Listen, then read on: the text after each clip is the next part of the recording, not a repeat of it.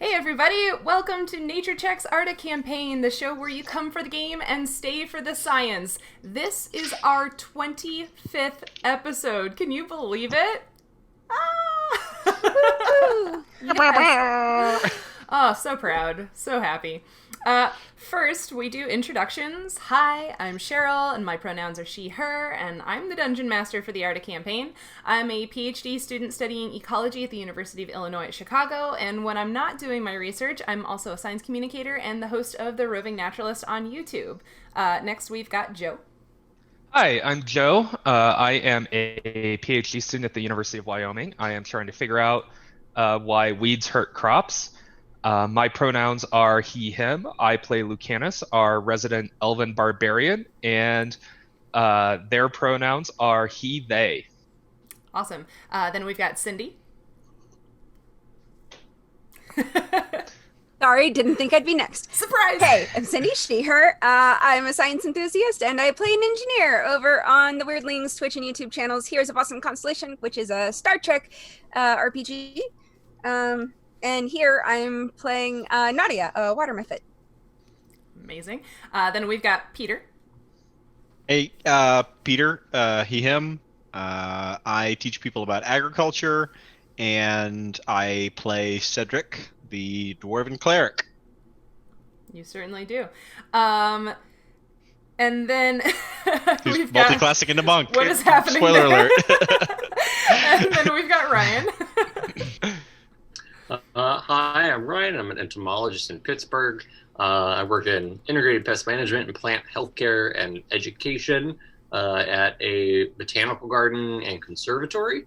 And in our game, I play Fletcher, the human wizard. My pronouns are he, him, his, and so are Fletcher's. And then we've got Nancy.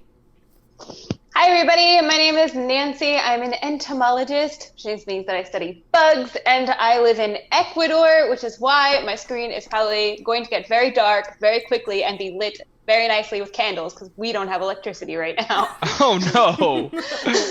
Yay! I play a roguish young woman named Kay, whose pronouns are she, her, and I also have pronouns she, her. Alrighty, if you're watching us live right now, thanks for being here. I already see so many friends. Thank you for being here. Friends. As always, if you folks have any questions for the cast, make sure to put them in the chat so we can respond. And of course, be sure to check out the reference section below for the social media handles for the entire Nature Check cast. Don't forget, if you're not able to watch us live or you want to share us with people who aren't currently watching us live, you can, as always, find the sessions for both of our consistent RPG campaigns in video form on our YouTube channel and in podcast form pretty much everywhere. Follows, subscriptions, comments, shares, and reviews really help us out on all of our platforms, so thank you for doing those things as well. And then I know Nancy has a project she'd like to plug this evening. Oh my god, guys, I'm so excited for it. So I have been working for the past 3 months on an interactive entomology workshop. So basically we're going to be learning all about chemicals and how those relate to arthropods. So why is spider venom the way it is, and why can black widows hurt you? And how are centipedes different from millipedes, and why do bullet ants sting so much? Or why does it hurt so much when they sting you? So we're looking at their chemicals and their venoms and their poisons, and we're looking at it from the perspective, an ecological perspective, as the insect or arthropod is living its everyday life. So why does it need that really powerful venom? But the thing that I'm most excited about is that we're turning the arthropod biology into a playable card game. So you yeah, I'm so excited. So basically it's going to run kind of like Brilliant. apples to apples. So it's kind of mashed with Munchkin, but so Audrey, who's the other instructor, and I are going to make environment cards, a bird tries to eat you, you need to attract a mate. And you have taken real arthropods that existed and exist and convert them into a card that's plus one poison, plus one venom, attract the ladies. And then so you get to play, and all of the cards, because all of the participants are making the card game together, at the end of the class, Audrey and I take them all and we mail it to your house. it's a real game that you can play, and the rule book comes with not only the rules but also all of the descriptions. But like all of the descriptions of all the arthropods is also getting mailed to your house. So you have a game and a full guidebook with all of these cool arthropod stories. Wow. So we're doing, yeah, I'm so excited. So we're doing a combination of video lectures called chapters. They're short, like 20 minutes, and a combination of live videos. And we also have 5 guest experts to come and talk about the different topics. So I'm so excited, and the sign up is right down there in the reference section. So come join us. Oh man, that sounds so cool. I love it. I think that's such a cool, like, not traditional, like, way to learn, and I love it. I think that's it's brilliant. We're also tracking everyone's progress with badges, and some of the content is hidden. So like you actually have to find it. And when you're the first person who finds that content gets like the badge with 3 stars. And then after that, all the peasants who, it like then appears to everyone else. So yeah, I'm really excited. Oh, that's like, cool. Yeah, it's like, it's gamified. I'm making all of the badges, like I'm designing them. We've already put together all of the video courses. We have excellent guest experts who are going to come in. It's going to be a lot of fun. Awesome. So yeah, the sign up, it's down in the reference section. That sounds amazing. Go check it out. Yeah. Super cool. Y'all can take it too, you know. Oh yeah. The idea that I can earn achievements in real life appeals to the World of Warcraft player inside of me. Oh yes. Didn't need that. So I'm so excited. Kind of like the nerdy logistics side of it is that we actually found a program that allows us to not only track badges, but also do like progress bars on certain badges, and also add stars to other ones. So you can get like not only the badge, but like gold, you know, like. So if you like games awesome. and science, and you're here because you like games and science. Games and science. More games and science. Yep. I love it. I'm leaning hard into that interactive thing. Yes.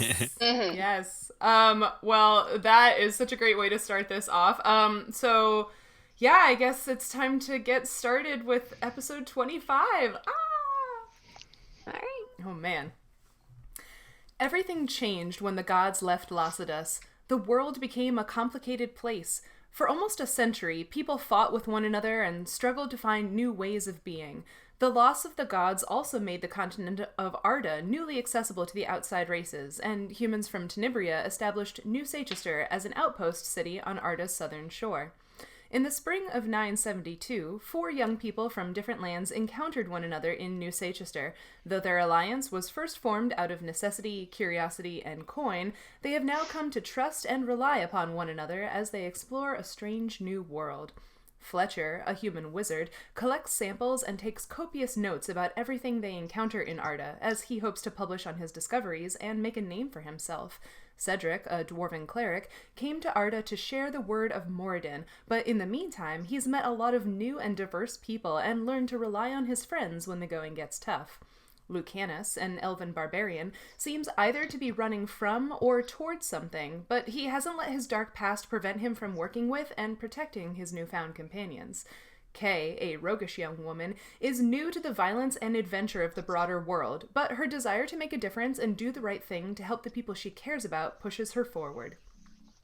And Nautia, a mephit from the elemental plane of water, was trapped on Arda while partying when the loss happened. Now that the river she relies upon has become poisoned, she's teamed up with this unlikely group of adventurers to save her home. Well, the last few days have certainly been eventful. You met a circle of myconids, then helped their circle leader fight some humanoid beetles and reclaim their food fungus. Then you encountered a gnoll named Barika, who had fled her clan after they were attacked by a usurper with a talent for necromancy. You helped fight off the zombie gnolls and destroy the usurper so that Barika could take her rightful place as the clan's next king after her mother died. During the transfer of power, you learned that Barika's bloodline had been blessed by Ilana many generations ago with a powerful relic that has since been lost. To repay you for your assistance, Barika has let you stay and recover in her clan's camp for 2 days.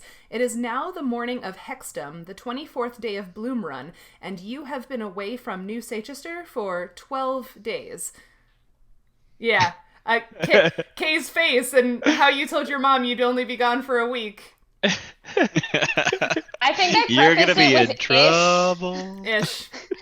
Whoops. Ish. Is she gonna be in Whoopsies. trouble, or are y'all gonna be in trouble? I mean, as her slightly older friends, I think A weird yeah, group of adult Kay, men I she think travels with. I think your parents are are going to be kind of mad at us. Lucanus says from like under a pile of knoll puppies. So yeah, you've been hanging out in the knoll camp. Lucanus has been playing with the puppies. Fletcher, it sounded like you wanted to do something while you were hanging out in the camp too. Yeah, I think coming from basically, studying these things versus actually seeing and doing them, completely different things from, what he has learned about the other like peoples of the world. Although when being taught to him, probably not referred to as peoples, if we're going to be honest, based out of a magical university. Probably discussed other peoples in poor manner or poor light. But Fletcher would talk to Barika to see if he could tag along on one of their probably dawn time hunts, so that not to participate in the hunt, but to observe and see like how do they organize themselves? Is there like was there a loose leadership structure when they're hunting versus when they're in the camp, and what are their tactics, what do they do, and learn more about their society, essentially all out of the hope of collecting enough information that this would be of enough interest to get to write, publish something and send it along like with the Adventurers Guild, to build up this the name he's trying to make for himself of being the person documenting this stuff in Arda. So Barika's amenable to that. I think he would go along on one of those hunts. I definitely, the way she sort of gives you permission is one of those where like, yeah, you can follow along, but she's not going to keep track of you or protect you kind of thing. But I assume so. Yeah, but like, yeah, she'll let you watch. And I'm also curious. So you're taking notes on like their hunting strategies and their culture. Were you interested in trying to learn some of their language too? I don't know if there would even be enough time to do anything with that. Having no basis of any portion of their language. I just don't think it would be enough time. If I needed to communicate something during that day, I on that day, or I have comprehend languages already prepared. I would have cast that day so I could understand them. Mm-hmm. If especially during the hunts, like I could hear like if they started shouting like something bad was happening, I would be able to understand that and run away. But I don't think I think I probably would have realized this is not enough time to begin comprehending an entirely new language, like coming from English to learning, one of the dialects of like Mandarin, like right, like they originated from completely, different places. And I know I wouldn't be able to learn anything right now. Fair enough. We have to live here for a long time.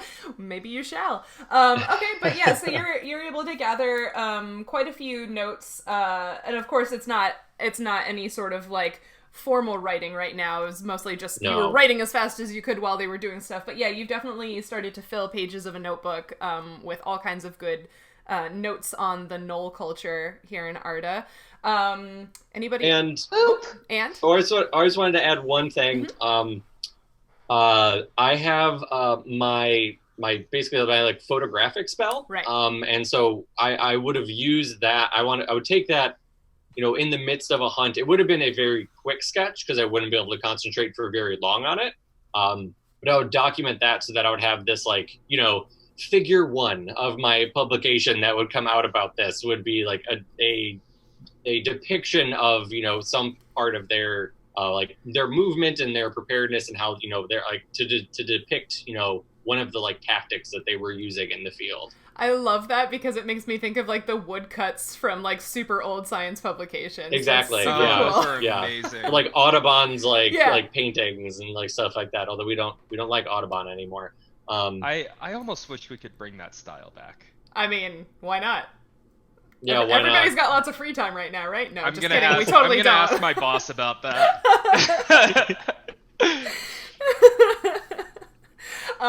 Okay, awesome. Is anybody else doing anything specific while you're lounging in camp for 2 days, healing up and hanging out? Kay is just like following Barika she's like Barika's shadow. Aww. So do you go on the hunt? Yeah, I'll watch the hunt from afar, I guess. Okay. I will observe and whoop.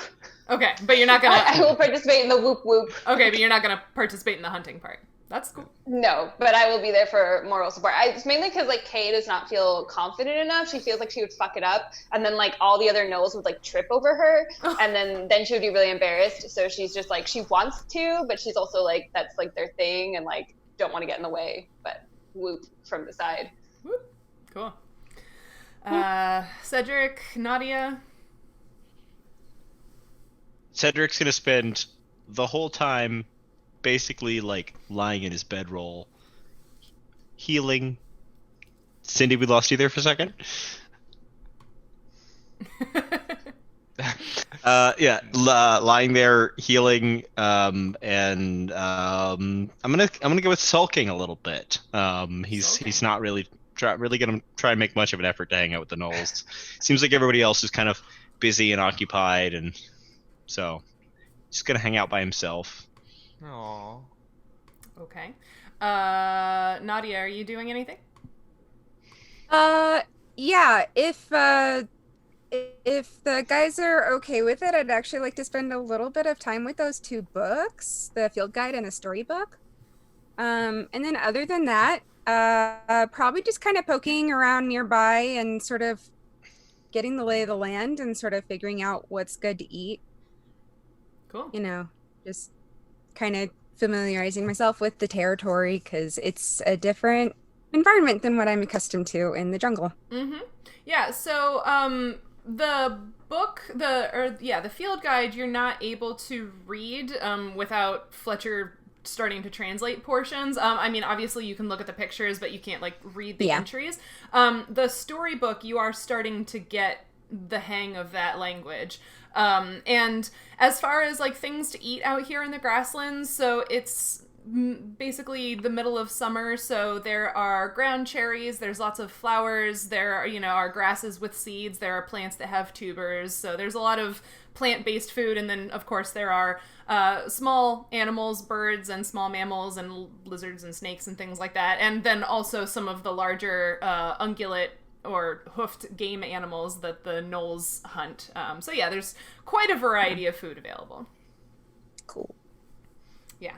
I also realized that because we sort of rushed to the ending last time, because that combat took a long time, that I didn't let you search the bodies, so I didn't know if you wanted to loot not Barika's body, gosh. That was not what I meant. I didn't know if you wanted to loot Thenga's body or the bodies of the zombies. Oh, yeah. Yeah? Okay. So... on the zombies, pretty much, like, they had, like, the tattered remains of their own clothing and then these, like, pretty beat-up weapons that they were using, so that's probably not worth taking. But on Thenga's body, you find she was wearing studded armor. But, Fletcher, you would specifically notice this. Most magic items give off maybe, like, a little bit of a glow of light. Right, just it like indicates that they might be magical if you're inspecting them up close, and this studded leather armor does indeed glow very, very faintly, so you think there might be something more to it. You also find Thenga had 2 potions of cure light wounds in her tent, and she also, on her person in a little pouch, had 5 pieces of a shiny black stone?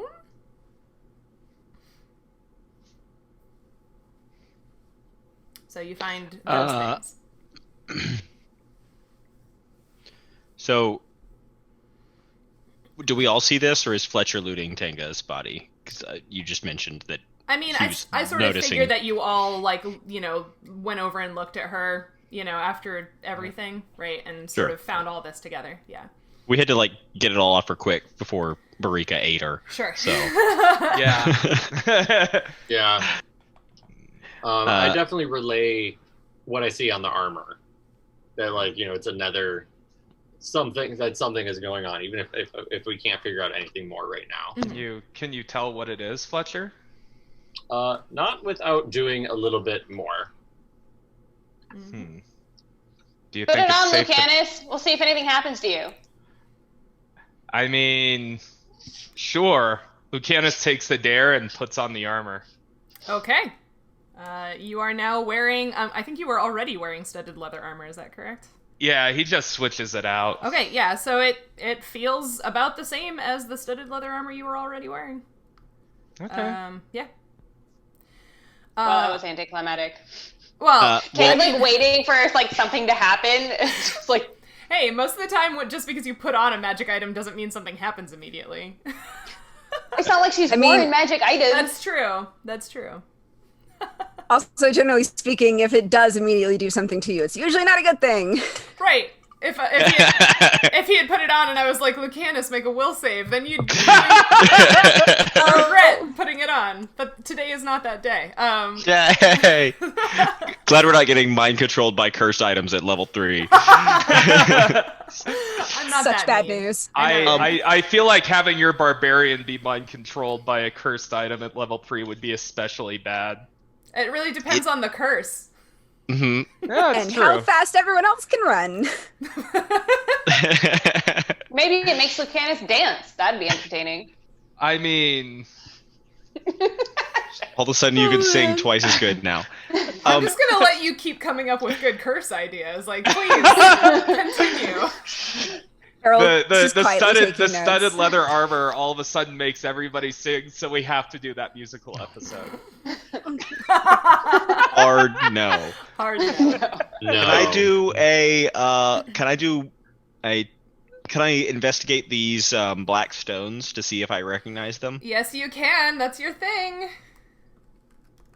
What should I roll? I believe we've been doing appraise, right? Nice. To figure Yeah. out what it is. Yeah. Oh, gotta scroll all the way down for that. Oh, that is BRB, I'm gonna get my a dice. 13. A 13. So you are familiar with this, so you take a quick look at it and like, oh yeah, it's kind of a stone and kind of not. These are 5 chunks of obsidian. So it's kind of a stone and kind of not, because obsidian is known as volcanic glass, right? It's incredibly hard and incredibly shiny. So it's basically one of the things that you can get when lava/magma cools down. Yeah. Is this the first obsidian that we've found? Yes. Okay. Yeah. Okay. It sounded vaguely familiar to me. And into if you're weapons? curious about it, anyone who's trained in knowledge religion can do that check, or Fletcher, you could also do knowledge arcana. Whichever is higher for you, kind of thing. I can do that. Yes, you can. Yeah, I can definitely do. Arcana is definitely higher. I got a 25. Yeah, you did. Nice. Wow. I got. Well, I got a 14. natural 20. Oh, Plus my I ability also got- makes it a. Mine became a 25 with a natural 20. Oh wow. Me too. So Cedric's like, Okay, like we have to calculate the odds on that one because Yeah. what the hell? that's amazing. I think rolling 2 nat 20s is like a 1 in 400. Yep. Wow. Somebody in the chat. Check me on that. Except if you're using Joe's app. Yeah. Yeah, If Joe, yeah. Joe or Taliesin is rolling. It's a. I actually remember that just because like that one time I got like 5 nat Right. 20s in a game. Yeah. Yeah. That was like a 1 in 200 and some odd thousand. So you two with your nat 20s totaling up to 225s, wowza. So yeah, Cedric, you pull these little shiny stones / pieces of glass out of the pouch and go, huh, obsidian. And Cedric and Fletcher both immediately go, oh, because you both know from your different sides of knowledge that obsidian is an integral component in the animate dead spell. So you imagine that Thenga had these stones in her pouch so that she could quickly and easily, you put the piece of obsidian in either the mouth or the eye socket of a dead humanoid, or any creature, in fact, and can cause them to become a zombie or a skeleton or something. So it leads you to imagine what she might have done had any of you fallen in battle. Cedric immediately says, so none of you probably know this, but actually obsidian can be used in an anime chess. You couldn't even mansplain without laughing. Cool. So does that mean that, like, we could, use dead enemies to help us out? Yeah, I guess if you're a monster. If you're okay making undead things. If it works. Yeah. Kay takes a step away from Lucanus. Cedric's like, I would be upset, but Lucanus, I think the chances of you learning advanced necromancy anytime soon are pretty slim. That's true. Yeah, it is not just barbaric shoving of stones in people's eyes, which I could see being something you'd be into, but that's not all that it is. Okay. So are we going to sell them? Because if we don't want to use them, then... Sure. Or we can make knives out of them. Well, they're not exceptionally, large or long. They're, chunks, like would fit in an eye socket, so... What about arrowheads? Yeah, arrowheads. Sure, I suppose that would work. Just make Kay some really badass arrows. Yeah. So just to check, the dead gnolls, the zombies, do they have chunks of obsidian in their mouths or eyes, or is that destroyed when they're reanimated? Give me a search check on one of them. That's a good question. That is a natural 1. You go over with the best of intentions, and then you and you get up to this re-dead zombie lying on the ground, and it's been hacked to bits, and it already smelled bad when it was undead, and now it's destroyed and been and you're just like, never mind, I don't care that much. How bad would something that's been killed twice smell? That's a great question. No idea how to test that. What do I roll to find out? No, I'm just kidding. Can I interject with an Ecuador culture thing related to obsidian? Do. Yes. Okay. Always. So, you can actually find obsidian in Quito. I have a couple little chunks that you just find when you're walking. It was popularly used, and there's a whole bunch of things we could tell, but we could definitely tell that it was traded because you can only find it in the mountainous regions, and we'd find it in the Amazon and on the coast. And it was used as knives to cut things. It was also associated with the underworld, which I think is particularly important in today's discussion. But also there's a shell here called spondylus, which is what really rich people would use for jewelry and decorating, and it was widely traded, and it's very, very hard. It has these spines off of it. It's this really beautiful red color, not that I have anything on me to show you right now, but it has the clam. Spondylus is a clam thing. Clearly I studied the list. Yes, a bivalve. A clam thing. For the podcast listeners, she's doing the hand motion right now. The universal the baby shark. Clam. Yeah. The baby shark hand motion. Anyway, tis a bivalve, and it has these long spikes on it, and those spikes can be red, orange, or purple, and that's what was really important in the jewelry and the trading. But the only thing that was hard enough to cut those was was obsidian. So the obsidian was actually used to cut those little spines off and make all the beads and everything. Mm-hmm. Very cool. Yeah. Do you know why obsidian was associated with the underworld, or because I have some guesses, but I wasn't sure if you knew the exact reason. I remember that I read it once in a museum and took notes on it, but the notes are on my phone, so if you, I can try and find them. Yeah, just exit out of the game. Right. Yeah. Bye. We'll see you in 15 minutes. Yeah, just pop back in a little bit. we can have a follow-up to that. I don't remember exactly why. I think it was because it was associated with the volcanoes. Yeah. But there's like this really beautiful piece that was found. It's like this wide and had been polished like completely smooth. And so you can like look through it and you can see through the obsidian. It's like this little disc that they like dug out of the ground because it was super important to the cultures here. It's really, really cool. That is so cool. Culture chat. Culture chat. I love it. Yeah, so you find obsidian and some armor and 2, what did I say? Cure light wounds potions. Mm-hmm. Uh, I'm guessing distribute those between Cedric and Nautia so that they have additional potions to administer to folks. Works for me. Okay. So now that I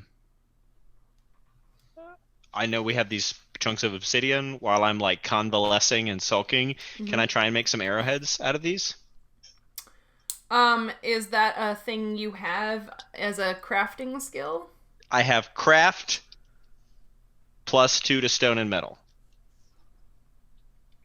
Yeah. Have you high or low? High. That is a 6. Oh. Okay. Aw. So you haven't worked with obsidian before, but you can give it a go. Okay.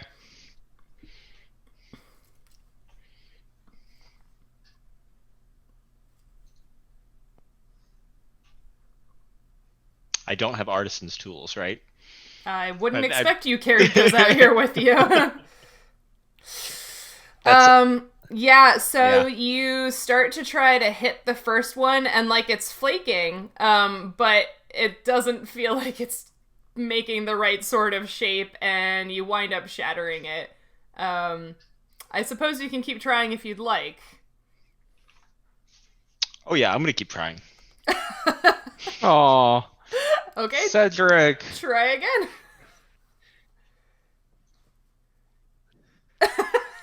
And you shatter another one. Huh? Cedric, Yeah. are you taking out your frustrations on this rock? Sounds Yeah, like. yeah, it might be. Yeah. All right. So that was an 8 and a 5. The next one is gonna be a 20 though.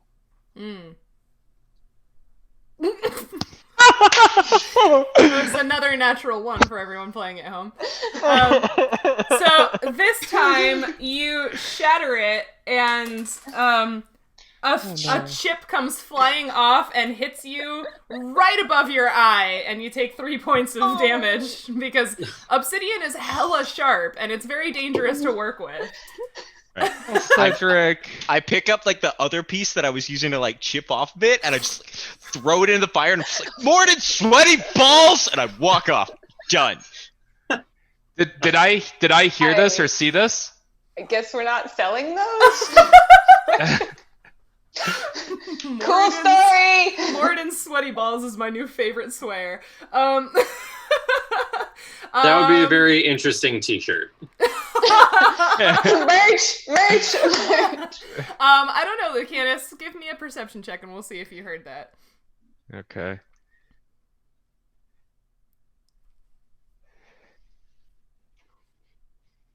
Eight. You did not. Wait.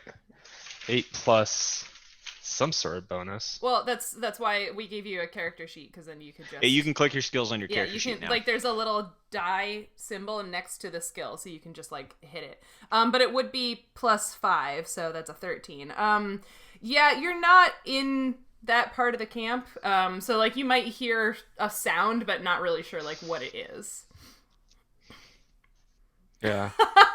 Qui-Gon Bauer says that goes on a pair of sweatpants, not on a t-shirt. So it's like what it says on the butt cheeks of the sweatpants. Yeah. Mm-hmm. Fair. Yeah. Or Or on on like, their the MeUndies. front Or of the a thong front. Or on the something. front, yeah. Yeah, right down one of the legs. Yes.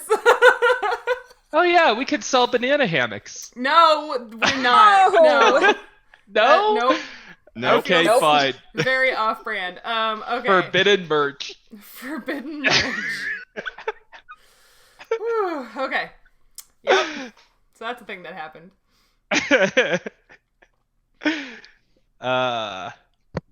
Okay. So I am I'm still playing with those puppies. Mm-hmm. Anything else? Lucanus. No, Oh, just the puppies. Kay? Lucanus misses, being able to play. Kay was gonna ask Fletcher what the arrows did, since apparently they did nothing to the zombies.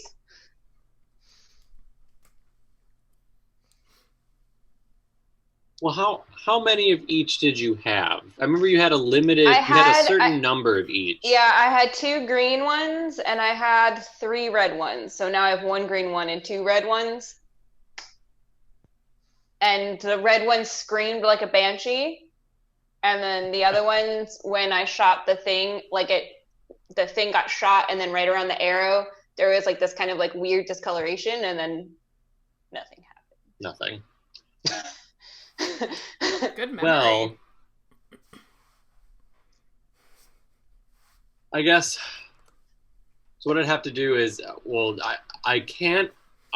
There is a way that I could study this and the armor and the other things we have much more closely and figure out exactly what's going on. But it requires some rather special components that we don't quite have right now.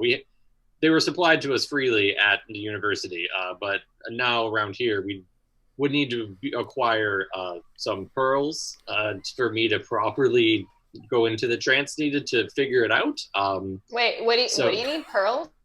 I need pearls of a certain size, certain value that I use in to conduct a spell that helps me sort out what the properties of I a have magical one. item are. You wanna tell her what you have to do to the pearl? This is my favorite spell because of this component thing.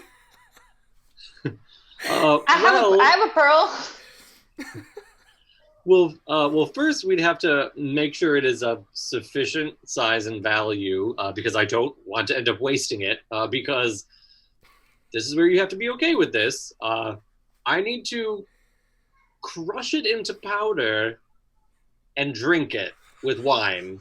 That you stir with And then an I owl also need feather. an owl feather to stir the wine, and I have to drink it. It's an old spell. I didn't come up with it. Are you sure that's not a religion? I didn't make it. Look, I don't know what to tell you. But so Interesting. I will stew on this, as we don't have an owl feather, and maybe if I get impatient, I'll just fire another one at something and see what happens. that the other thing I was gonna say, long as it's not Sheryl, Cedric. would Fletcher the things that happen in these spells, would I recognize anything about like that high pitched noise? Like would I associate that with a spell that I had studied or seen cast or practiced with or something in the university, with either of those effects that took place? Give me one Arcana check for each and tell me what order you're doing them in. Okay. Please roll better than Cedric. You had to roll I will- worse. The first one I think will be for the red screaming arrow, because it's the first one she shot in battle. So I'll just go with that order. Cool. It's only 13. You're not especially familiar with whatever that might have been. Yeah. No problem. Then the weird green discoloration arrow is an 18.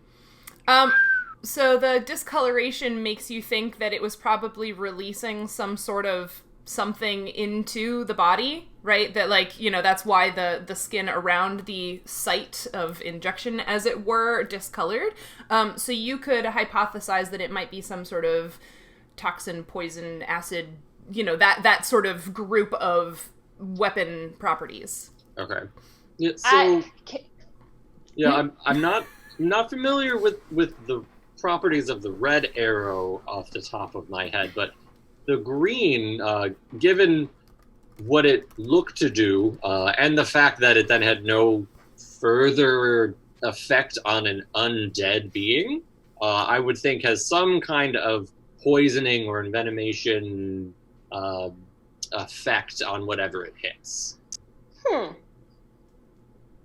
I have fewer of the green ones left, having only one of them now. I would definitely save those for a soft body, living creature. The That's background probably that was, not a plant. In I'm the guessing. background, that was Lucanus playing with the puppies. Oh, sure. Yeah, hopefully, something within the kingdom of animals. Yeah, if we want to see exactly what that arrow will do. Cool. Thanks, Fletcher. You're the best. Nice. Anybody else? At some point while I've been out sort of foraging and poking around, after seeing Cedric have that just very bad time with the obsidian, I you saw that? want to try. Well, she may have saw seen that? She may have seen the aftermath at least. Mm-hmm. It sounds like you I didn't clean heard up. it. Everybody heard it. But yeah, I'm gonna come back with some of the stuff I foraged, and I have 7 berries in my hand and offer him one. It'll Thanks. make you feel better, Thanks. and if you eat it, I keep trying to remember what it does. It'll be really I already good. ate it. I took one and ate it. Yeah, so basically you feel like you just had a really big meal, and just feel very full and happy and content. And if you feel like if you were hurt, it might have helped you be less hurt. So actually, As probably he the picks cut on the your piece head of heals up a obsidian little out of bit. his forehead. Yeah. Yeah. Yep. These vegetables make me feel a lot better.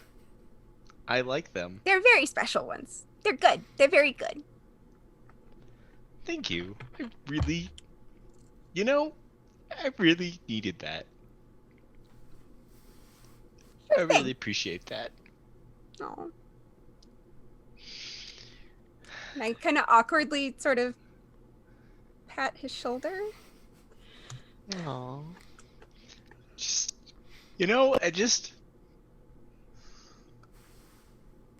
I just thought, that we'd be,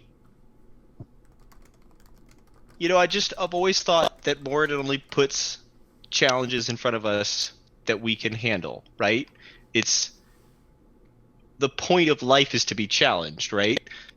As Moradin forges us into the weapons that we are meant to be, a good craftsman doesn't destroy the tools in front of him, right? But I just feel like I've been like the ambrosia beetles. I mean, they wiped the floor with me, and then I wasn't able to connect with Moradin to turn those undead gnolls. And I mean, I can't even make stupid arrowheads. Like, I feel like everything. Everything that I thought, was laid out before me as my path has just failed recently. And I don't know. What am I doing wrong? Maybe you were meant to fail. Sometimes you learn new things when you fail. I don't feel like I've learned anything. You learned you learned what you can't do, and sometimes that's important to know. But also you did survive, and that's worth something. Yeah, that's true. I mean, not through anything I did. I mean, like, thank Moradin you were there. You I'd learned be to dead trust your friends. twice over without you. and you healed us. Are we friends? Yeah. That makes me feel better too.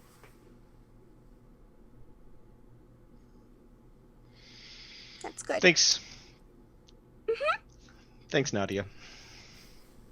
Sure thing.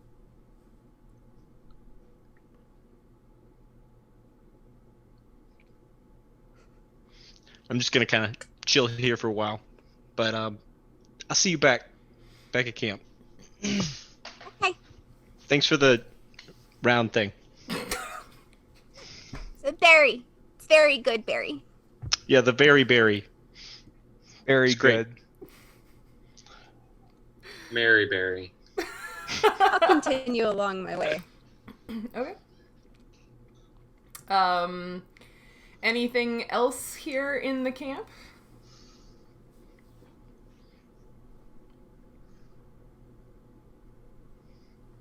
No, I think we're good. Okay. Yeah, in that case, like I said, it is the morning of the third day that you've been in the camp. I'm assuming you might be packing up and getting ready to go somewhere. Yep. Lucanus says one last goodbye to the puppies, and he's like, "Oh, guys, I have to go." He's very bummed about having to leave his playmates behind, because it's been a while since he's been able to just sort of let go and play and just sort of be happy. So these two short little knoll children, their heads only come up like to your knee, and one of them wraps their arms around, because there's only two of them, remember, right? And one of them wraps their arms around each of your legs and just kind of like holds on and leans into you. You kind of have to do that thing where you like pry them off. Kay shares a whoop with Barika. A goodbye whoop. She whoops loudly with you and claps you on both of the shoulders and basically reminds you to be strong. I'll make you proud. I'll come back and tell you all the stories. She's very pleased to hear that.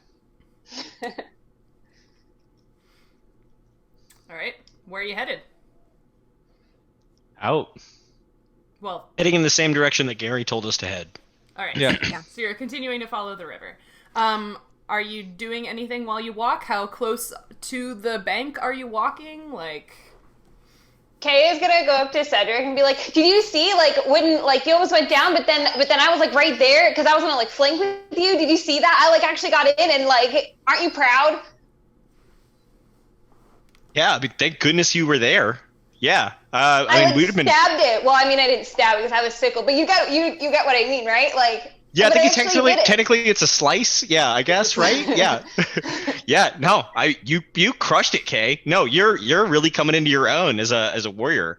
I just thought you'd be proud of me because I saw you struggle a tiny bit, just a tiny bit. And no, then I was no, oh. yeah. You mean eat it? Yeah, like go down, bleed on the ground.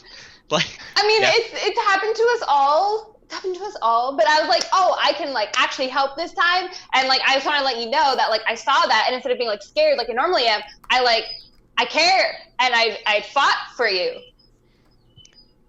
No, that's I'm really proud of you, Kay. That's really that's really great. I feel like you're really growing as a person, and you're really you're a valuable member of the team. You really are. Oh, you are too. I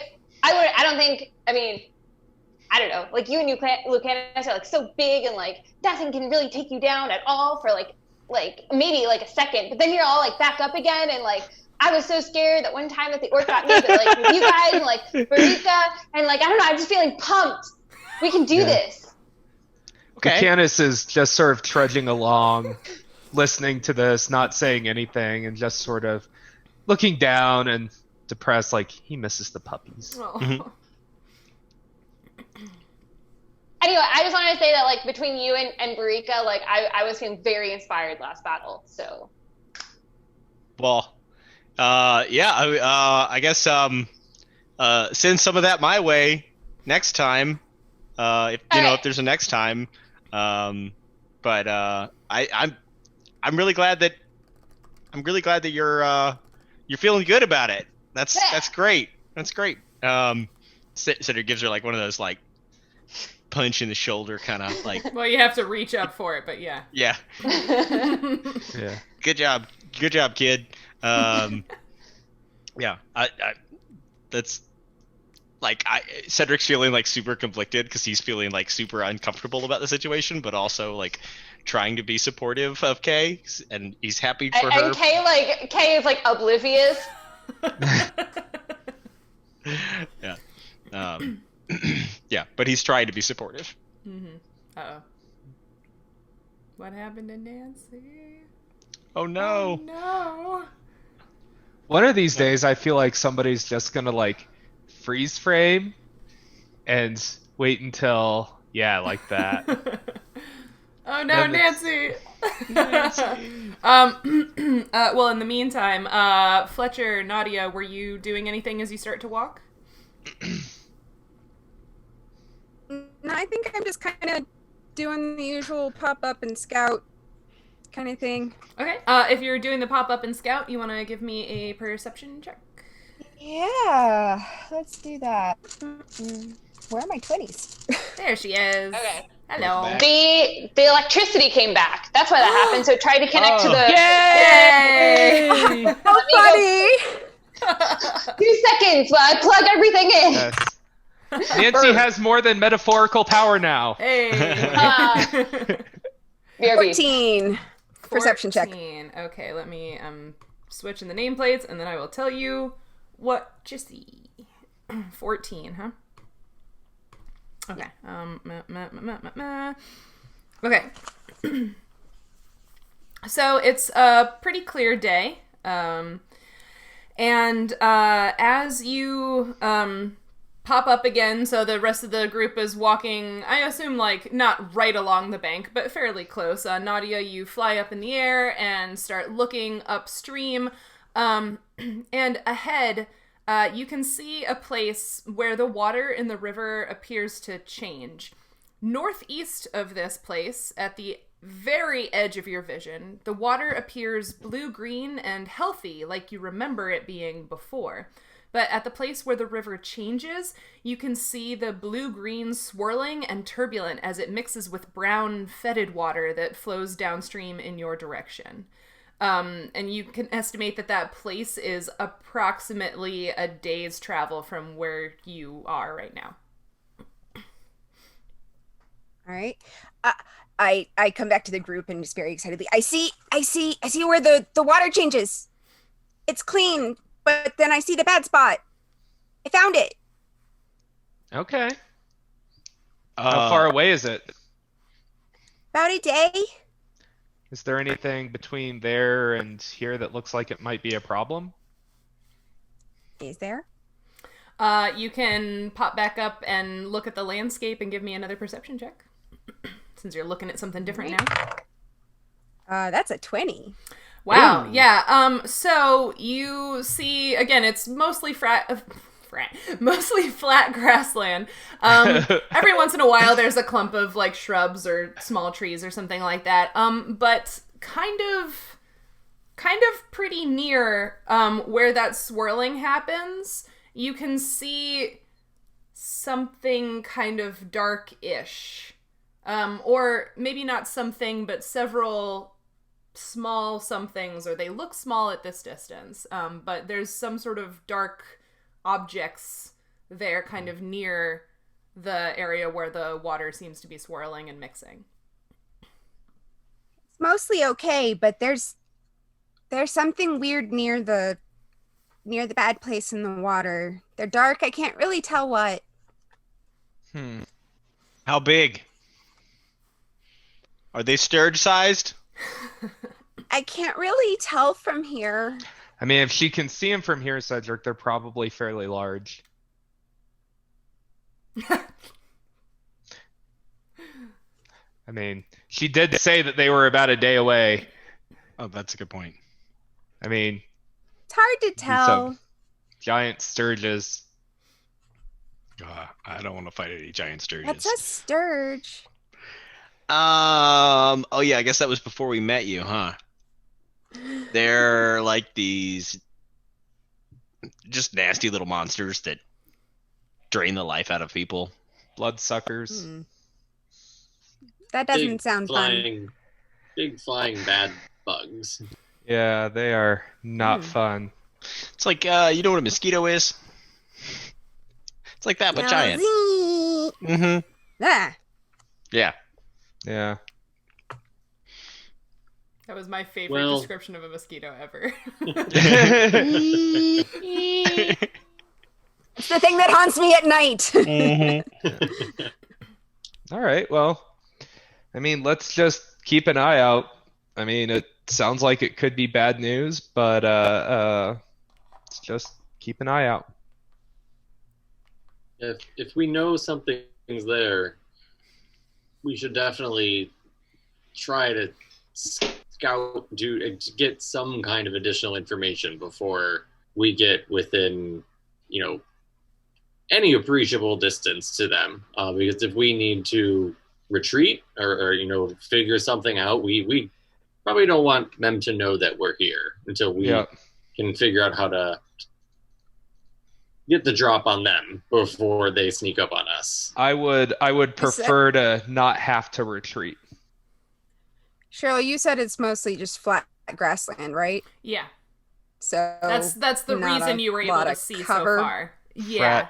I mean, in some places the grasses are already tall enough for Nautia and Cedric to be pretty much, submerged, as it were. And there are some places with shrubs or trees, but yeah, for the most part, it's very flat and open, and that's how you're able to see so far across the landscape. Frat grasslands, Bud Lights as far as the eye can see, and a gentle chanting of bros, bros, bros from the grasshoppers between the beers. Oh, God. Oh, boy. Wow. They should hire me to design environments. I don't know who'd pay me, but that's my idea for a frat grassland.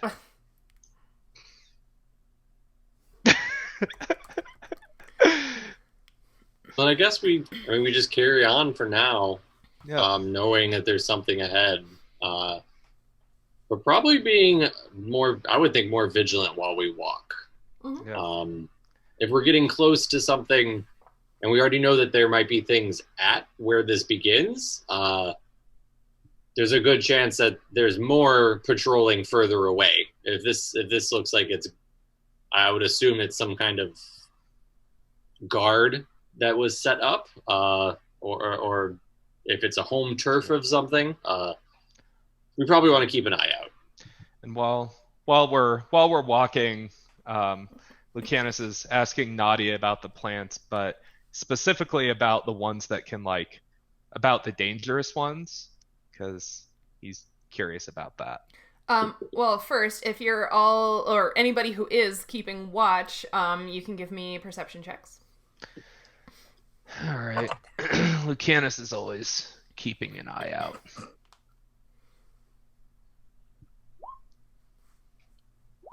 Whoops. It's a big old 9 for me.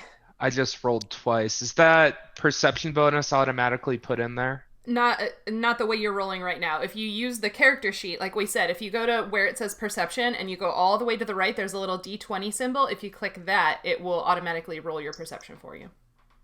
Oh, I see. Okay. There we go. Okay, so a 10. Sorry, Nautia, what did you say you got? Hi, Puka.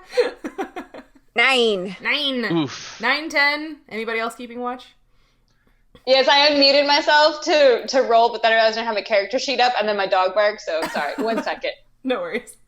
Ouch, a 10. I didn't have electricity 10 seconds ago. Understandable. Cedric, Fletcher, are you keeping watch, or are you just walking? I got a 16. 16? Yeah. Fletcher, no? Okay. Yeah, so it sounds like Lucanus and Nautia might be engaged with looking at the plants.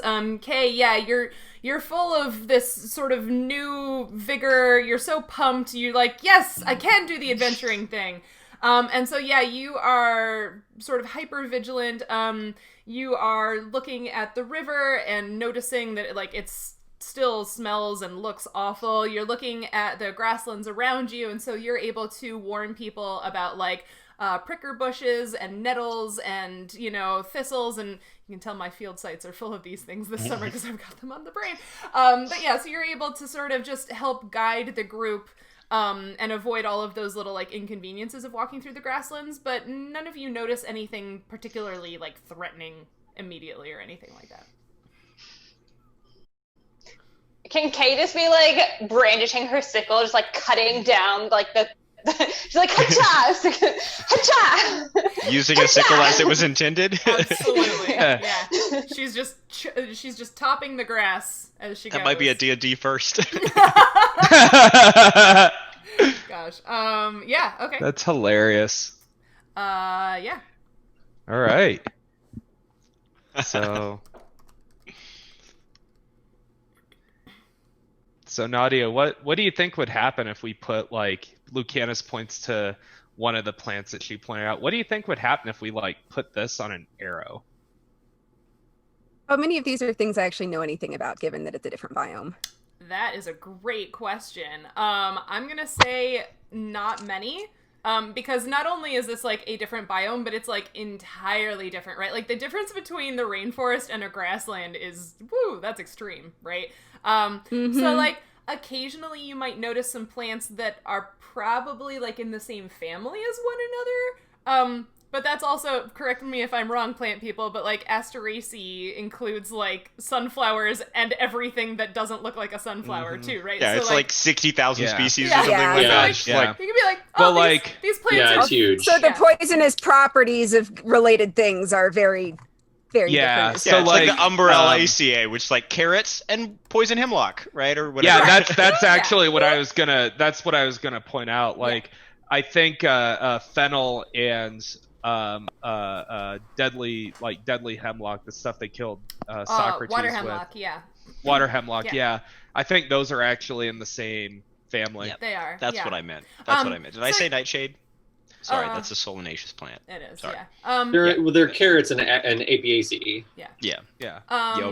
But yeah, so basically that level of there are the similar families of plants, but as far as the specific properties, that's saying, oh, well, carrots are edible and water hemlock will kill you. So they're in the same family, but you're not really sure about the properties of these individual plants or these species. Yeah, I don't know these plants.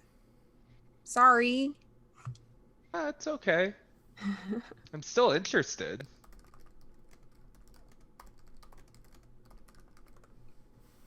So he's also very interested in food.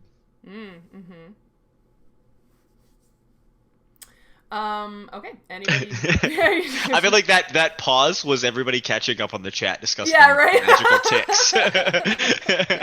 Yes. Being oh damn. Magical ticks. There are already magical creatures that do stuff like drain your power away, though. So yeah, I don't have to make them up. They're already there. Are you doing anything else while you walk? Or are we just kind of making our way? Fletcher's just ruminating on what he came up with watching the Knolls. Thinking about that would be all the interesting things that he can describe and relate things to, and that how impressive he thinks it is that we were things from non-human creatures. We were never told about these sorts of high intelligence activities and things this will be revolutionary. And thinking over what he'll be able to put out there. So I think that's where he's just kind of distracted by along this walk. Yeah, their matrilineal hierarchy, their organized ability to hunt together. I'm sure a lot of those things might not have been assumed, given that they're a quote-unquote monster race. Yeah. And they're adorable little knoll puppies. And they're puppies. Okay. Yeah, I guess so. This was all happening as you're walking. Are you just like walking straight at, the group of dark shapes that Nautia saw? Are you gonna like check them out again? Are you veering to the north or south of them? Are you stopping to make camp or something? Like, what's happening? Well, it depends on the time of day. Mm-hmm. So, but I think we're gonna continue on as long as we can, and ask Nautia to keep an eye on those dark shapes so that we don't just so that we're aware of them, and so we don't get surprised by whatever's happening there. I also want to keep popping up and just see if I can see anything any better. Okay. Get any more information about him. Yeah, since you're closer now, like midday-ish, give me another perception check and we'll see now that you're closer. Another 9. It's weird, like, they're dark shapes, but they're just sort of, like, amorphous. Like, it doesn't look like anything distinct. You're having a hard time sort of, like, figuring out what they could be. You're not sure if maybe it's the angle or the lighting or what, but, yeah, just not quite sure. Is there any movement? Not that you can tell? see. Yeah. Okay. Still can't tell. Well, just let us know if anything changes. So, I think I don't want to overall be surprised by them. Unless somebody disagrees, I think we're heading directly for where the transition is between the dirty water and the green blue water. Yeah. So again, to sort of reorient you, you are headed pretty much dead east, and the river is to your right, so to your south, with the grasslands stretching away to your left, to the north. Behind you, so like northwest, is where the mountain range, you can see it kind of, it's in the distance, but it sort of grows out of the hill country where you were when you met the Myconids. This group of dark shapes is very close to the bank of the river, so kind of in line where you folks are walking right now, and it is a little to the west of this mixing point that Nautia identified. So it's basically in between you and the mixing point. Are we gonna camp before we hit it? What time of day is it? It's a little after midday.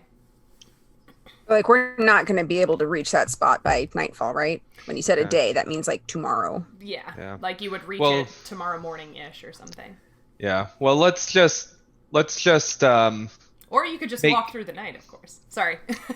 Well, let's just make camp well before we reach those shapes, and let's see what we can figure out tomorrow morning, because if we have to walk around them, I'd prefer to do that. I don't want to, put you guys in any more danger than we've already faced.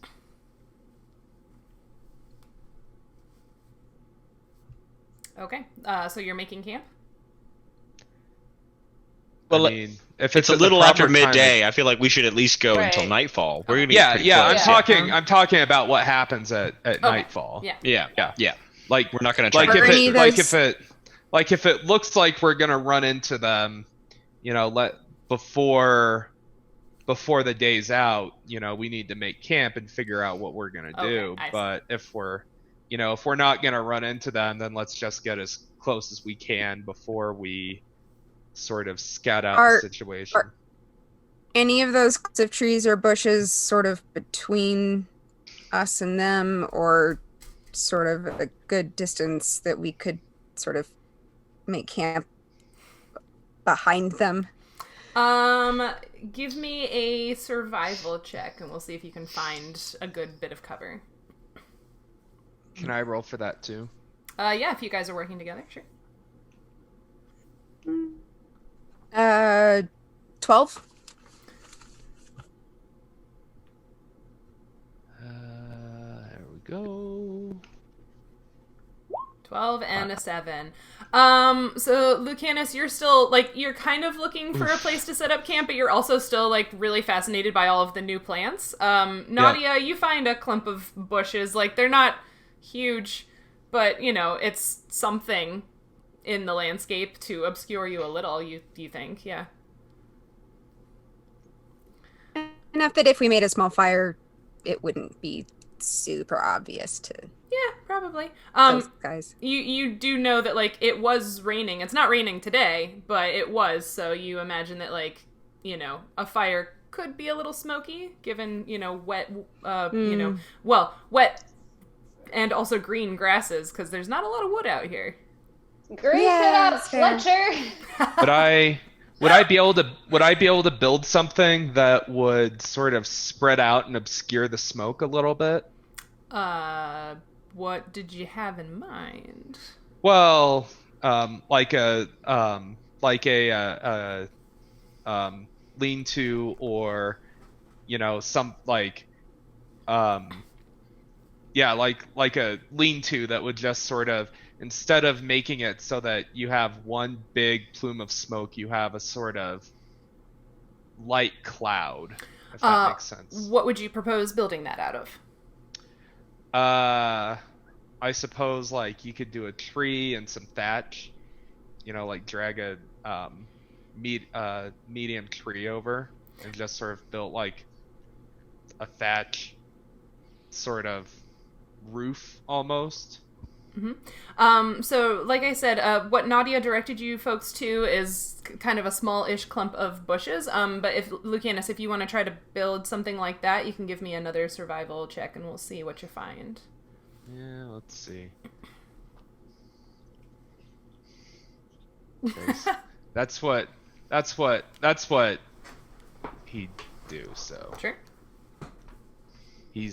Right now he's just trying to make us as invisible as possible. So, like, he's, you know, trying to, you know, find, like, branches and grasses to sort of camouflage the tents a little bit, especially from, like, you know, the approaching side of the tents. I thought you said you were trying to obscure the smoke. Does anyone Yes. have a tent? I do. You do? Yeah. You do? I Do we don't. have tents? I didn't think we had tents. I didn't know. I You, don't have a tent. I didn't know you bought I'm a sleeping tent. outside like a peasant. I didn't know you bought a tent. Okay. I love That the idea was- that all of us sleep on the ground and the barbarian is like, I'm gonna go retire in my... He's an elf after all. Yeah. Yeah. Okay, so a 10. You are having trouble finding stuff that makes you happy. You build a little something out of some sticks and grass, but it's not super huge. You're not sure how it's effective it's going to be, but it's what you were able to find the materials for. Yeah. Lucanus sits there and stares at his handiwork, and he's like, "Eh." I tried. Anybody doing anything as you're setting up camp? Can I make things that I could easily attach to my arrows to make them fiery instead of having to take a whole turn in battle to do that? Can I, like, pre-prepare something? Yes, you can. So, like I said, if you want to make a fire arrow, you'll need to attach something to the arrow to carry the fire. So I might suggest some strips of cloth or something like that. Basically, what you'll do is, because you have how many arrows you have marked on your sheet, right? You can choose. Yeah. You can choose as many of those as you like. That in your quiver, you will take them out and tie cloth around them or whatever, and put them back in your quiver. So you can write down how many fire arrows you have now. Those will get a -2 penalty when you shoot them because they're now unbalanced because they've got this thing tied around them. But they will be effective vectors for fire. The only catch is you have to catch them on fire before you shoot them in order for that to happen. Yeah. I will make 2 fire arrows. Cool. So, lighting one of those could be, like in the last combat, you could dip it in something that's already on fire. A candle, a torch, a tent if Fletcher has lit something on fire. Or you can use an action. So basically, like, if you want to, like, stand and then shoot, you could use your move action for the round to light it with your flint and steel and then shoot it. But you cannot move and light it and shoot it all in the same round, if that makes sense. Lucanus is still working with Nautia to identify poisonous and edible plants. Okay. Fletcher, Cedric, what are you folks doing in camp?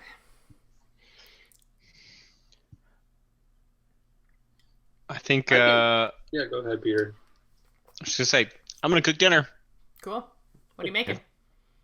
Rations. Rat on a stick. Rations.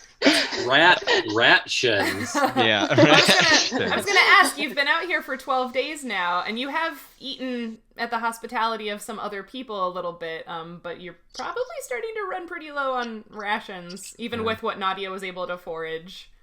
I would like to build some Paiute deadfall traps. Could Or we whatever the Arda could we equivalent is. try to hunt? Yeah, I suppose somebody can if they'd like. I'm gonna build deadfall traps. Okay, what does... I'm gonna go on a hunt. Who wants to come with me? What do the deadfall traps do? They're like a big stone propped up on a stick that has another stick that points to the stone that has like a little piece of like grease rubbed on it, maybe. Fletcher, can I get you to help me out with that? I think I could. I think I know where I could get some grease, maybe. So yeah. And So can the grease, like, can we bottle the grease and keep it handy? No, because I think it disappears. It does disappear. how long Nice does it try, take though. to disappear?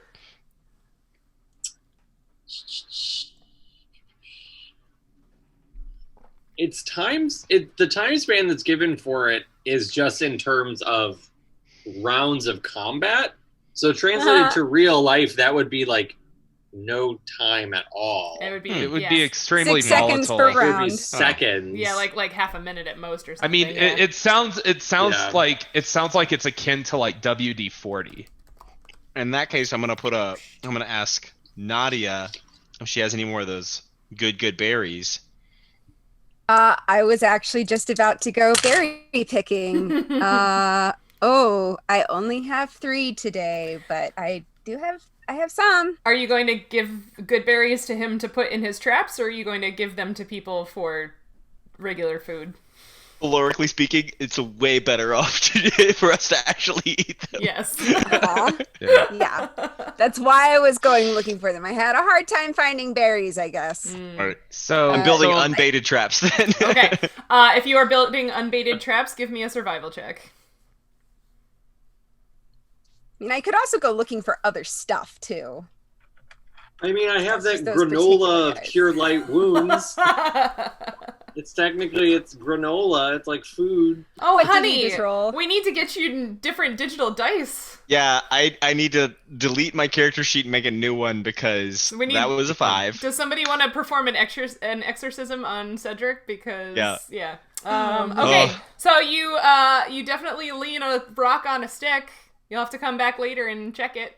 Sure. Hey, at least I didn't drop a rock on my foot. That's true. And then Lucanus, you're going for a hunt, right? Yep. Okay. Survival check. How are you hunting? I am looking for kind of medium-sized game. So like, maybe a deer or like the wildebeest or something like that. Okay. Give me Can Kay go too? Yes. Kay's like, I saw them hunt. I mean, I probably suck at it, but I can try. Let's do it. Give me perception checks to find something. To find something.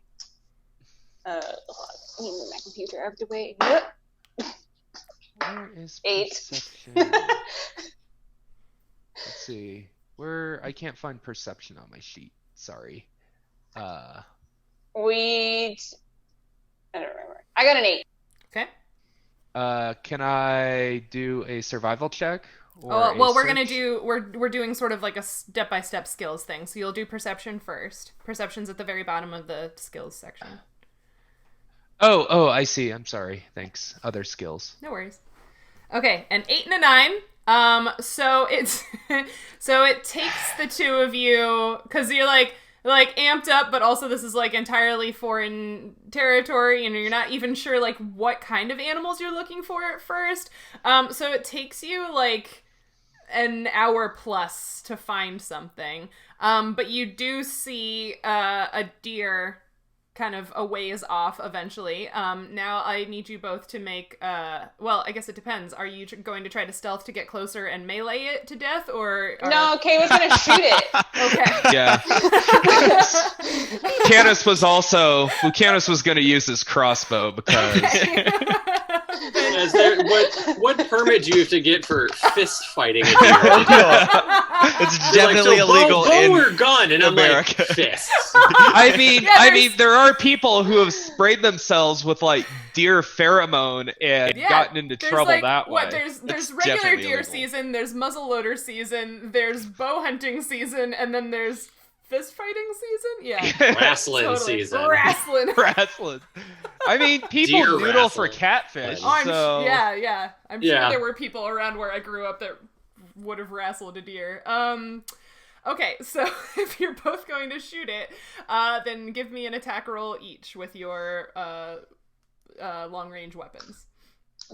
Okay, so I got a 1d. I got a 20, a dirty 20, but I got a 20. Nice. I got a... Oh, I'm sorry. I forgot how the...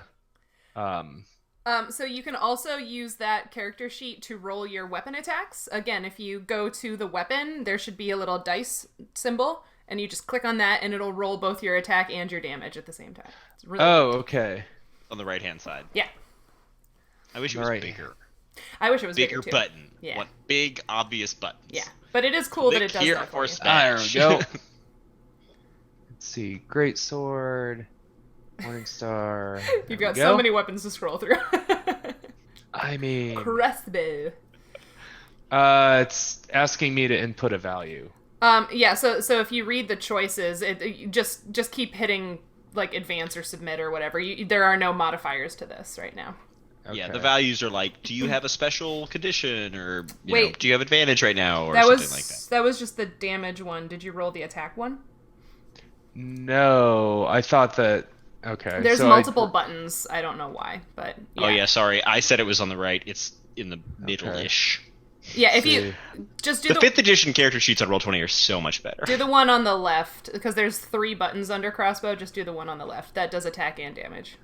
Oh, no, hold on. The one on the left. Oh wait, I yeah, didn't you did attacks with heavy crossbow. That's fine. So an 13 and one damage. Yeah, that's fine. So yeah, between the two of you, Kay's arrow hits it maybe a little more in the right space to do damage. Lucanus, you kind of shoot it in the butt. But I mean, it's a heavy crossbow, I mean, so... yeah. But between the two of you, you're able to bring down this deer. Yes. Cool. Whoop! Whoop! Whoop whoop! Whoop! Okay. So you're able to bring this thing back to camp and do something with it. Yep. Mm-hmm. We asked Cedric to cook it because he's a really good cook, and... Who shot it in the butt? Half of the meat is in the butt. Like this is all ruined now. I shot it in the right spot because I know what I'm doing. I'm a professional now. I just kill things. That's my job. And is it dead? Yeah, it's dead. I mean, I guess we could eat this rump roast. It just seems like it's really bruised. There's a lot of blood here in the meat. It's just not going to be as as choice. Well, I'm now sorry, we know man. Cedric is a butt guy. I mean, I did not see that coming.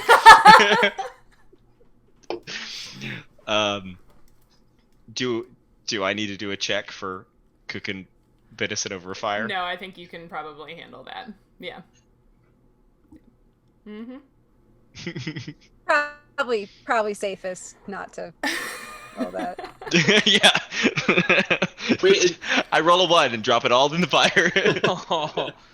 so I'm if gonna- we have that, or is Cedric, are you gonna use anything to bait your traps you set up?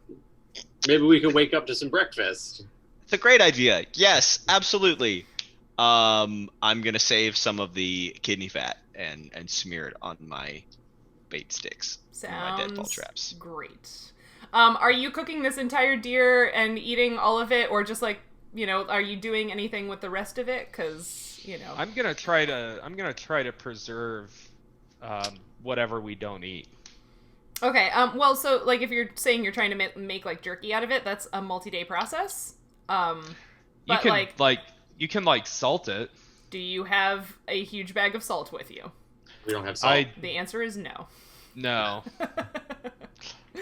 I would let you, if you wanted to sort of like partition it up and, cook it and pack it, you could have, 2 extra days of rations kind of thing. Yeah. Yeah. Like smoke it a little bit, kind of. Yeah. Yeah. Yeah, like I if you feel like that's what we basically have to left do. it over the fire for the night, yeah, you could do that. Yeah. You can also put like a lot of spices on it because We don't have any spices. We don't dude. have spices well, No. isn't Nautia foraging? for berries. Well, and for whatever's around. well, and again, Are any she told spices you, around? like she's not very familiar with the plants that are out here. Oh, I okay. don't super know the area. Like, this might Surprisingly- taste good. Surprisingly, I didn't just give you a free knowledge of all the wilderness card. Yeah. I'm just trying Go to back to figure the out. jungle. I got some stuff, but Yeah. Yeah, I'm just trying to figure out what we can do to. Sorry, the chat is cracking me up. Sorry.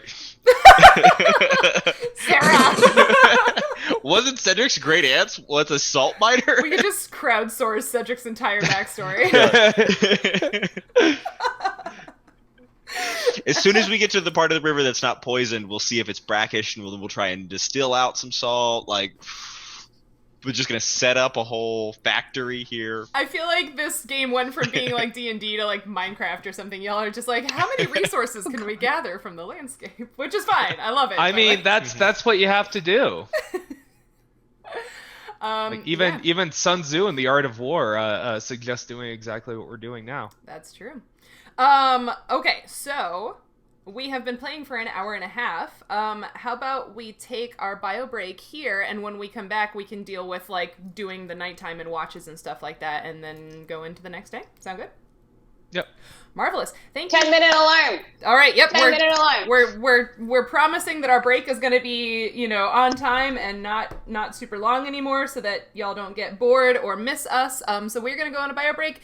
Go use the restroom, get a beverage, take your meds, pet your dog, whatever, and we will be right back. Thanks, everyone. Play with some null puppies. One. Oh, hey! Here we are, back again. We missed you. Well, I'm just looking at the chat to see if anything... oh, yes, it is very close to the beginning of the semester, Sarah. You are right. Yeah, here we are, back again. Yeah, was there a consensus on talking about science right now, or we're good? Did you want to mention that good. thing about the arrows and venom? Sure. I thought it was interesting. Oh, thanks. So if you missed in the beginning, I'm running a workshop about venoms and insects, and the sign up is below if you want to play games while learning about bugs. Anyway, because I was doing research for that, there's actually some Amazon people. It's a venom called Lorelei, and it's like used in poisoned arrows. And one of the constituents is bullet ant venom, so it causes a lot of pain. And then we're not exactly sure the mixture of the other, like what the other toxins are. We think they're alkaloids, which can cause paralysis, but it's like a double acting poison arrow, where it is like both causing a lot of pain for whatever gets hit by it, and also is and also has like the paralytic properties. So maybe that's what's in that arrow. We'll never know. We'll never know. We'll never know. Okay, so you've done this thing where you hunted and took a while cooking a deer, so it's pretty late at night, and it is rather dark out tonight because it is a new moon. So there is no moon to speak of. But that does, in fact, leave the sky open to you. And I don't know how many people in this cast, I think we might have talked about this before, have had the privilege of being able to see the Milky Way in a truly dark place. But it is, like, I have trouble describing what it's like. And there are so few places left in our real IRL world where you can see the Milky Way where it's dark. But I've seen it in 2 different places, and it just blows me away every time. So yeah, up above you as you are finishing the last of your deer dinner, you can just see this just incredible ceiling of stars above you. Which, by the way, you can see it almost anywhere in Wyoming. The greenhouse facility where I do most of my work, if you're out there late at night, you can actually see it. It's very faint, but it's definitely there. Nice. And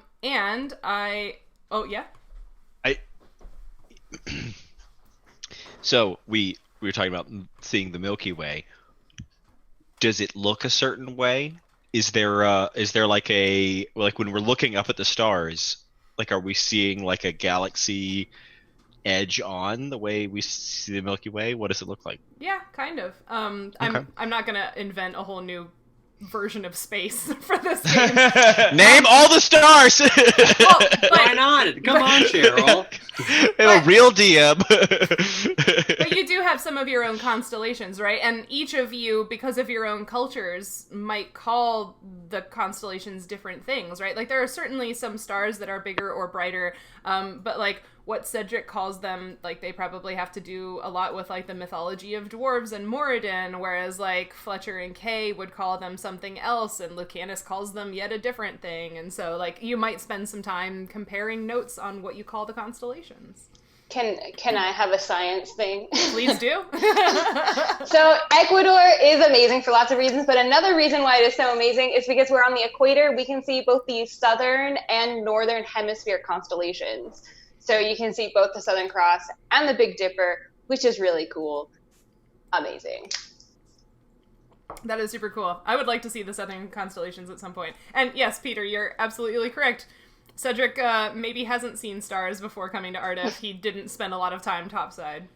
Yeah, so like the boat on the way over, like that was like being out in the middle of the ocean, just like staring at the stars, was like freaked his bean. But the captain of your ship was also a dwarf, so maybe if you pestered him enough, which I'm sure Cedric could have, but I don't know why you would say that. It's very out of character for him. Yeah. No clue. Yeah, so like Cedric can point out like the hammer or something like that. You know, like there's one very like it's like the equivalent of like Orion's belt in the Northern Big Hemisphere, Dipper. where you're Yeah. like everyone could do this one, right? Yeah. So like that. And fun fact, what Cedric calls the hammer, Lucanus calls MC. He doesn't know why. Anyway. MC/hammer. Anyway. Yes. So have any of you been to Australia or like that far in the Southern Hemisphere? Because in Australia it was cool. Did you see the Clouds of Magellan? They're like, you can see 2 other galaxies. The Clouds of Magellan are like these 2 little, I don't know, like cloudy star things, and they're actually dwarf galaxies that you can see. Wow. And it's super cool. No, I lived in Sydney, so lots of light pollution. Oh yeah, I saw main constellations. We went out to like as close to the outback as you can get with 30 students in a 10-hour bus ride. And so our professor, who was really awesome and like was all about that well-rounded education, dragged us all out in the middle of the night one night to like go stargazing and like pointed out all the different constellations. He brought a telescope and he talked to us about the Clouds of Magellan. It was just super cool. It's amazing. It's awesome. And if you get a decent enough telescope, you can actually, because I can't remember which part, but part of Orion is also not just single stars, but I think it's nebula. Yeah. Mm-hmm. You can here in Wyoming, you can actually pay to take star tours because, I mean, we're as rural as rural the sky gets. is super clear. Yeah. I mean, as I said, even like within the Laramie city limits, you can see the Milky Way if you get to like a dark part of town. I wish my dad was here because he's like super into stars stuff, and he's even taken classes or took classes on how to use a sextant. Oh, So that's he would cool. like know all of this that we're talking about. So I like wish he were just here because I'd be like, all right, we all like, I don't know what I'm talking about. You tell us. And he would be like, star stuff. But yeah, when he comes to visit me, he like sends screenshots of, I don't know, his little sextant app, and then he like sends it to his little Facebook group, and everyone tries to calculate where he is based on like the star position and the time of day. Anyway, Next special guest, oh my Nancy's gosh. dad. oh my god, that'd be so fun. He would be. I don't know if he would play D&D. We can definitely try. He's done lives with me before. And then he had like more of a fan base than I did after like one live with me. And everyone was like, "We don't want to see you anymore. We just want to see your dad." I'm like, Which, by the way, I've actually. met Nancy's dad. He's pretty fucking awesome. There's a reason he has a fan base. my dad isn't here right now because he is sailing a tall ship. He's sailing the Mayflower, like the reconstructed Mayflower, from its home in Connecticut up to, I think, Canada right now. So he's in the middle of the ocean right now in like 18th century or like 1600s garb, like playing his little fife and like sailing this tall ship up to Canada. So like he like I couldn't even call him in. Cool. Wow. Okay, so you finish your dinner. Are you setting a watch for the evening? Yeah, Lucanus can go. Lucanus can go first. Okay. Who's going after Lucanus? Cedric. Okay, perfect. Yeah, so... Ooh, yep. Or I was gonna say, so our coverage ended up being just the brush around us, right? Basically, yeah. Okay. Plus a kind of thing that Lucanus threw together that he wasn't super happy with, but...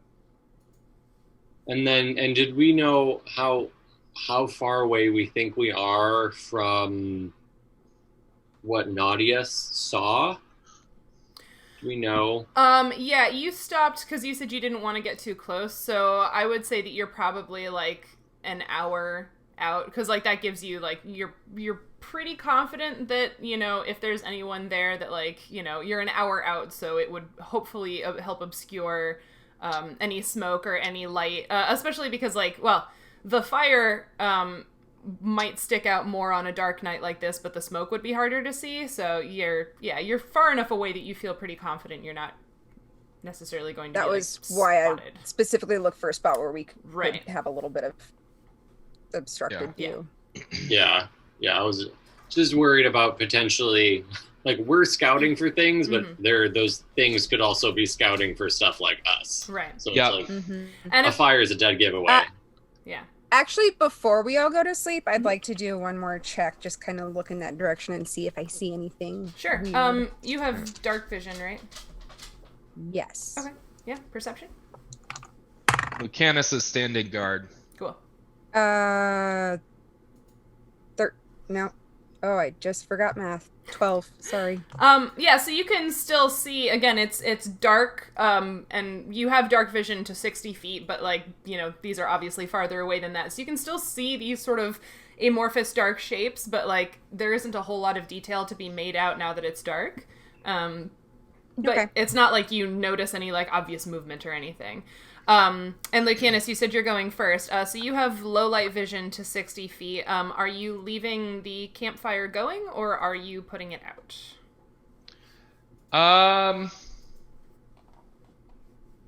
That's a good question. Gotta smoke that meat. Yeah, we have to preserve what meat we have, so we gotta keep it going. Okay. But if you're smoking it, it's probably a fairly low flame, right? Yeah. Okay. Yeah, low and obscured because you want to sort of get this, like, keep the smoke in. Mm-hmm. So. This group Yeah. knows so much about food. Okay, can you give me a perception check for your watch, please? Yes. How do I get out of this? All right. Nope. Went down too far. Oh no, it's because I have the... Where's the... Ah, there we go. Sorry, I'm still... It's okay. First time with a new character sheet. Oop. Nope. Let's see. Where's the is it skills? Mm-hmm. Yeah, if you go to the skills tab, perception should be all the way at the bottom. Yep. And okay, 16. Okay. Okay. Yeah, so your watch passes pretty much without incident. Like, there are, you can hear small creatures moving about in the grass, right? There's rustlings every once in a while, but nothing big comes near your camp. At one point during the night, you do hear kind of like a small thud, not too far away, but it's not very loud, and it doesn't, like, nothing happens after the small thud. So yeah. Are Cool. you doing anything on your watch, or just waking Cedric up when you're done? No, I'm maintaining my weapons, sharpening everything, cleaning it, that sort of thing. Mm-hmm. Okay. So. Alright, so then it becomes Cedric's watch? Yes. Okay. So... Lucanus sort of gives him a high five as... That's mean. Change of shift. I don't... Cedric has to jump for it. Yeah. Or a low five, just a sort of affectionate hand slap. Affectionate hand slap. Okay.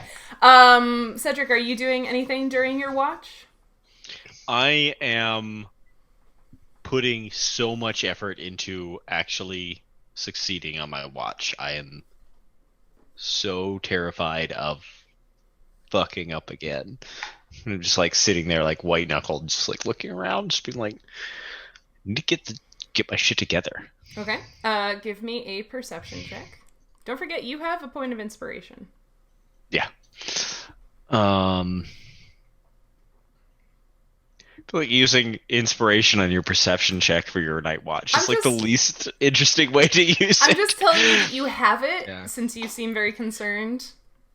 Well, and also Lucanus is like... That's always... a 17. Yeah, it is.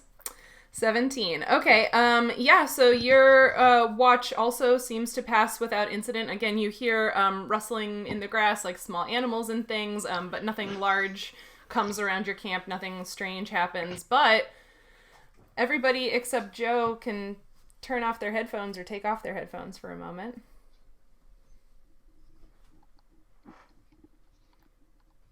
Okay.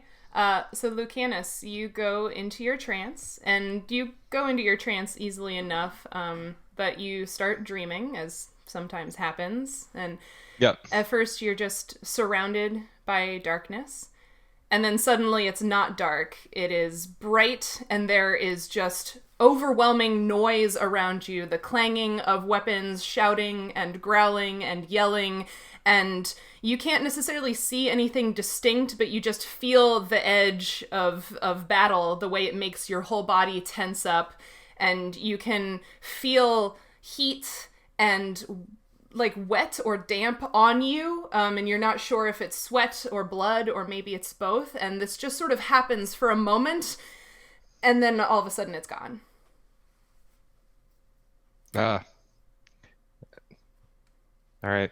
Let me know when everybody has their headphones on.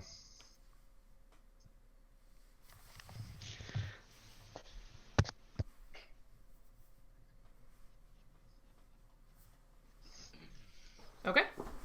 All right. All right, so yeah, Cedric, the sun starts to rise during your watch, and then it is sort of fully up, and the other members of your group slowly are waking up. Yeah. It's a new day. Ah! Ooh, surprised me. Is that how Lucanus wakes up?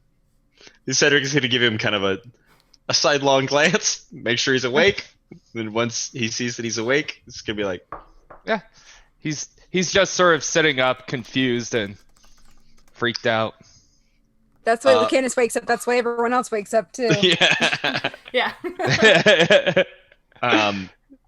Without saying anything, once Cedric sees that Lucanus is up, and by default everyone else is also up,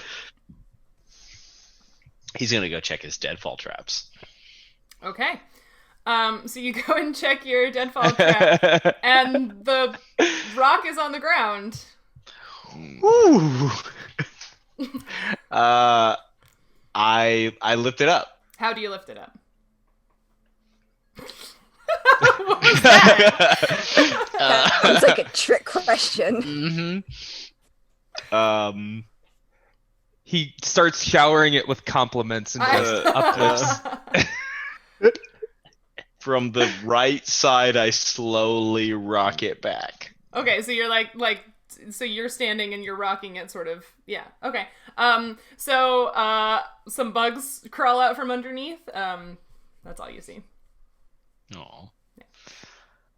You should always roll rocks or logs towards you so that the things living underneath can escape in the opposite direction. Sorry, that was my fun little science tidbit. Well, wait. What if you don't want them to escape? You mean? Did you want to eat the bugs? No.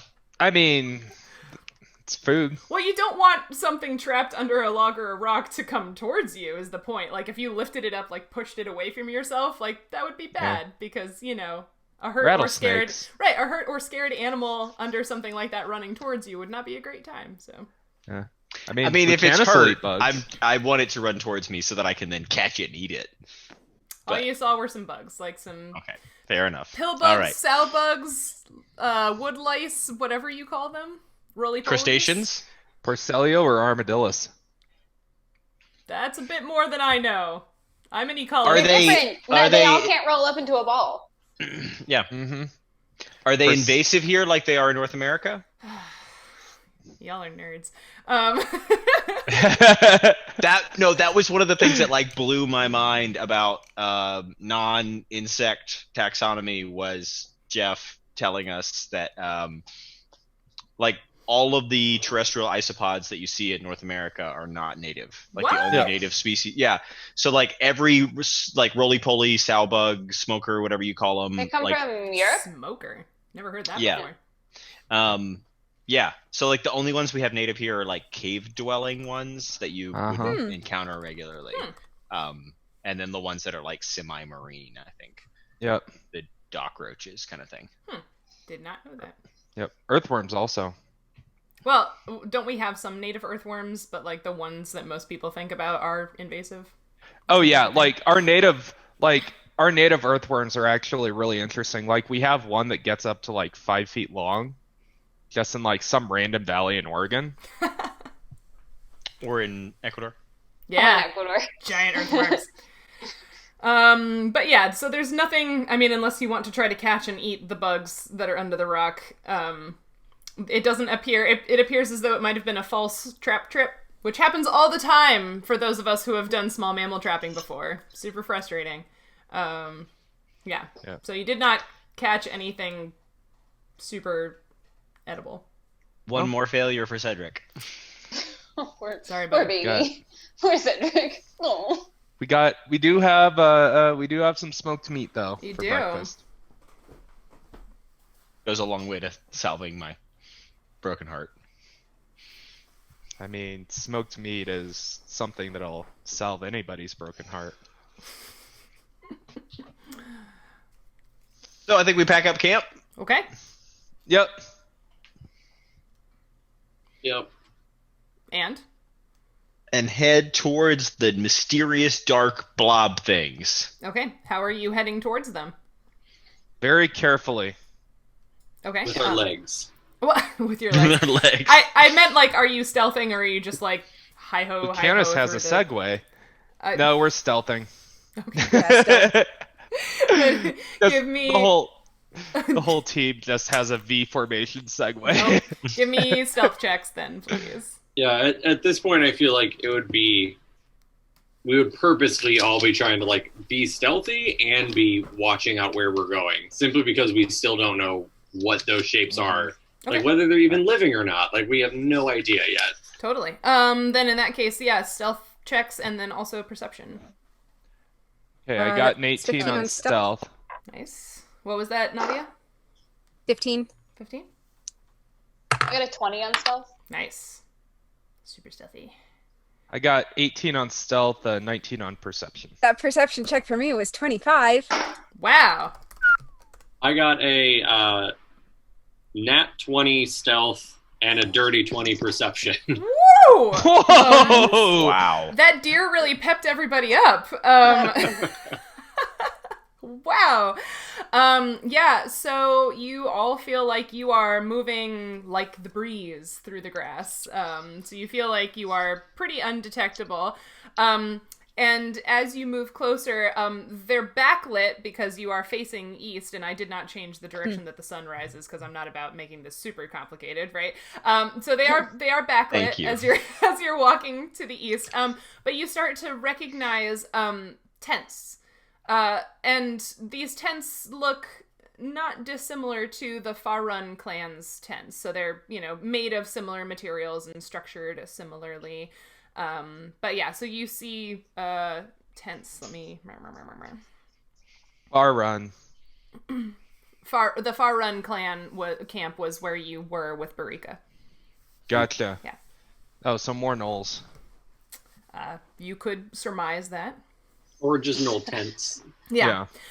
So as you keep moving closer, you see a rather large camp of tents arranged in 2 rows. Long, cold fire pits range down the center between the tents.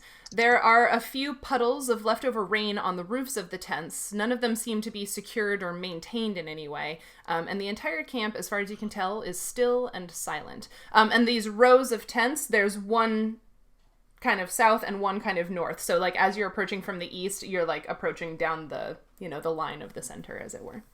Okay. Hey, Kay, do that whoop thing. Didn't you learn how to do that? Okay, so you whoop, Whoop! and nothing seems to happen. Whoop. Ba-doop, doop, doop. Maybe I did it wrong. I mean, I'm not as big as Barika, nor as like the whoop comes from like her and her, but I'm like a lot smaller, so it's more like woo. Maybe it's not whoopy enough. Lucanus whoops. Whoop! Again, nothing happens. How close is this camp to the water? It's maybe like the southern row of tents is maybe like 100 yards from the water, or 100 meters or whatever. It's pretty close. Yeah, you might anticipate that someone might have decided to set camp near the river because it's a source of water kind of thing. Yeah.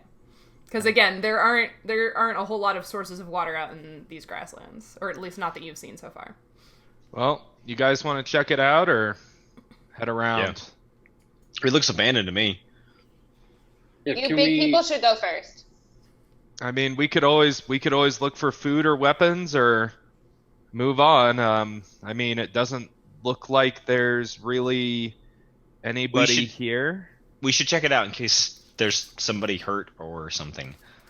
Or we should look through the tents so Nautia, you said we're sort of at where the river begins to gain the look that we're associating with the poison. And there's an encampment here.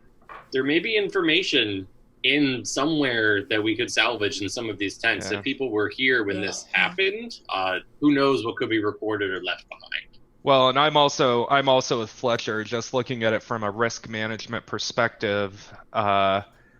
If these people had to leave in a hurry, there was probably a good reason for that. Whatever it is, we would probably notice. So, poking around here might tell us what's next.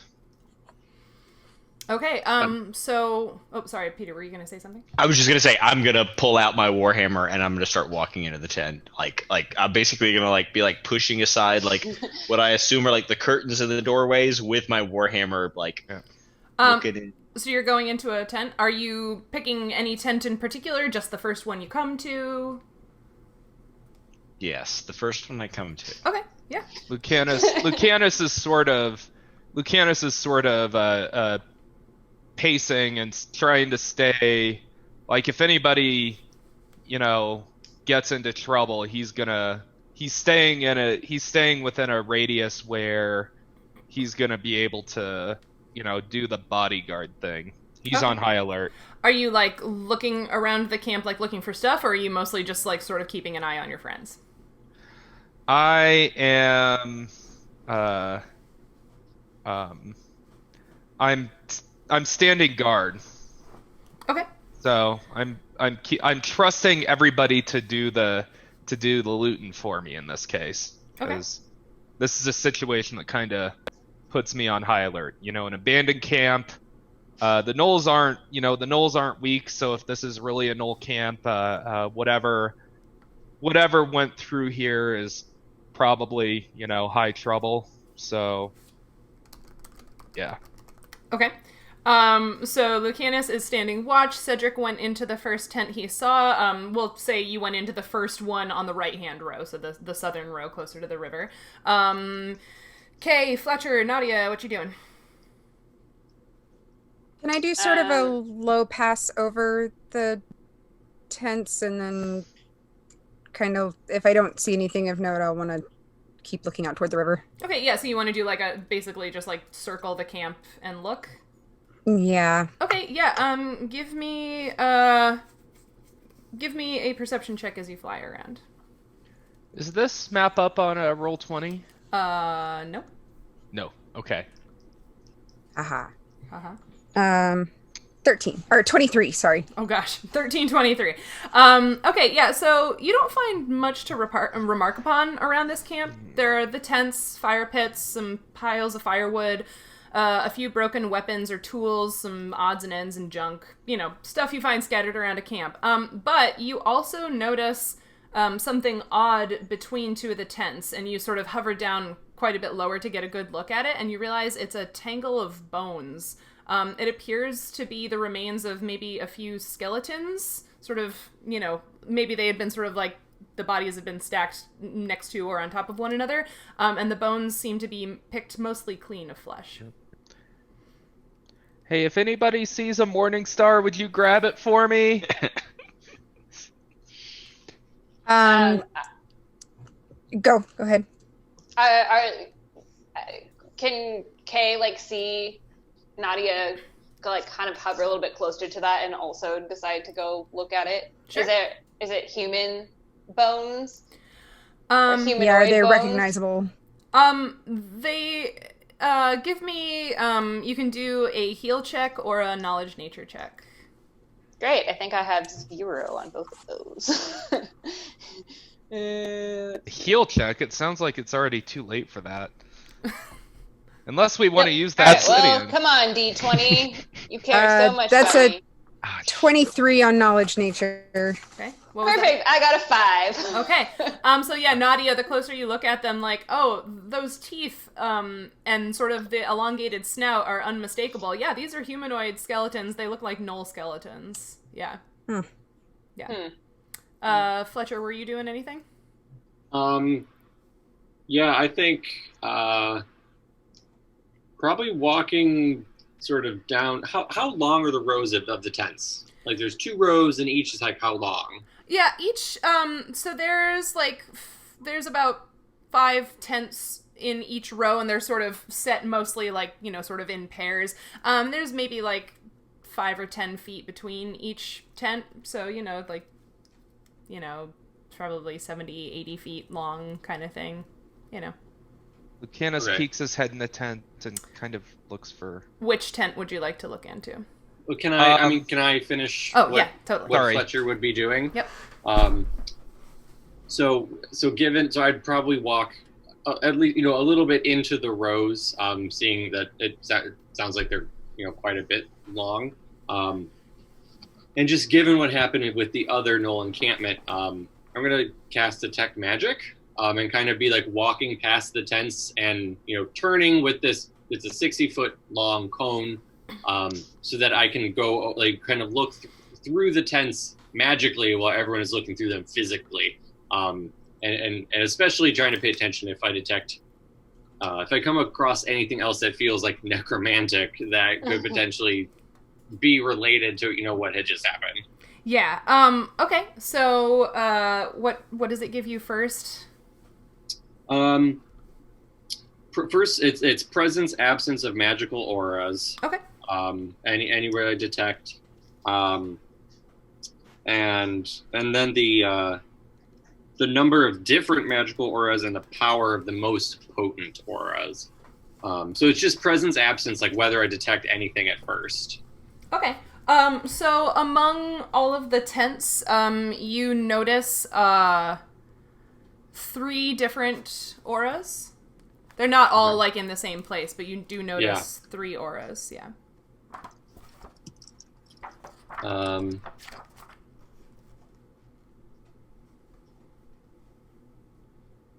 Okay, how do you want to handle the other like rounds of it? If nothing happens, I think I would still continue looking for it, and I can do it. I can do it for 3 minutes in total right now. Fully concentrating on this since we're not in battle. Yep. I'm looking them up so that I make sure I give you the correct information. Okay, so all 3 of them are faint auras.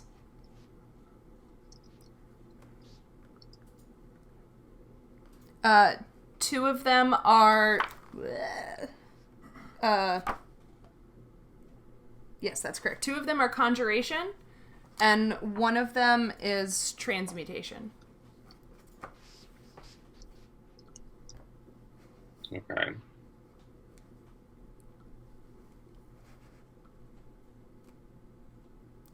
What are you getting so excited about over there? Like mustache twirling tension. Sorry, I'm just giving the chat something to talk about. Oh, okay. Oh. Just apparently ruining Veronica's opinion of mustaches. Amazing. Yeah. Am I able to determine location of these as I walk, or is there enough time to do like one location? Yeah, I think the first step gives it to you. So yeah, they are sort of scattered amongst the tents. There's one in each of, like, one of these things is in each of 3 of there are 11 tents. Okay, so I know which tents they're in. Correct. Okay. Then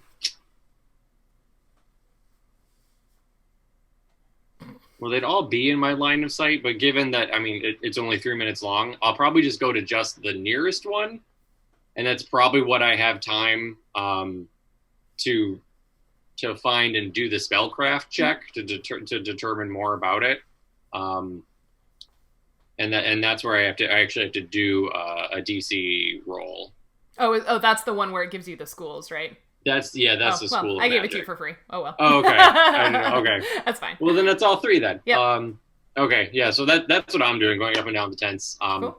And probably when I find where they are, I'm probably going in and trying to find what the items are at first. I know everyone else is going through other tents, looking for like in general, and I'm focusing on just those items with auras. Totally. Okay.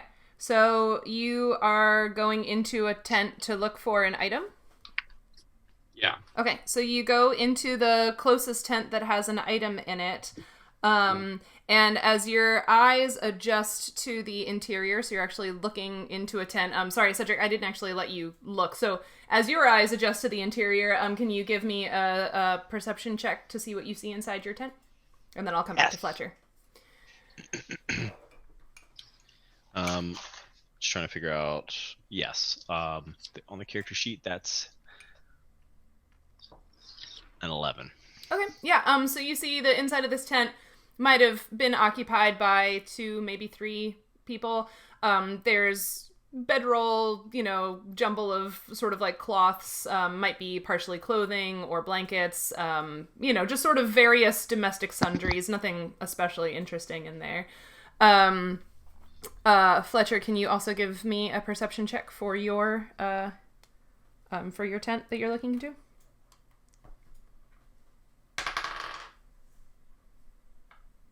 An 18.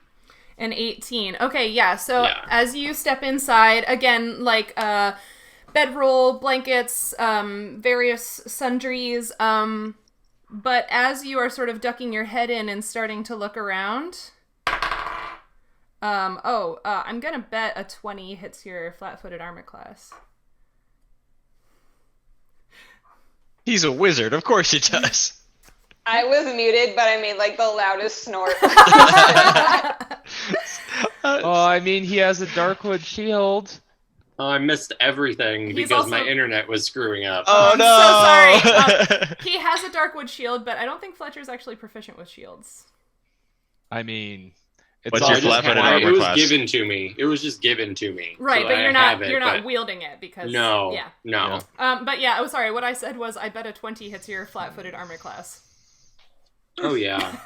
And then I audibly snorted, except it wasn't audible because I was muted. Okay. It sounded something Only like, audible to you. So something comes out of the darkness. It must have been sort of against the side of the tent, like as you came through the flap, and so you didn't see it. Something comes up behind you and sinks its teeth into like the spot where your neck becomes your shoulder. You take 4 points of bite damage, and I need you to make a fortitude save. No. 16. 16. Okay. So it bites you, and I'm assuming you probably make a noise, but it's just a bite right now. Oh yeah, no, I definitely yell. Now. All right, Like- you yell. Audibly yell. I'm gonna All say right. that you probably yell loud enough for your friends to hear you, which means that you can be on roll 20 if you haven't already, and also roll initiative, please.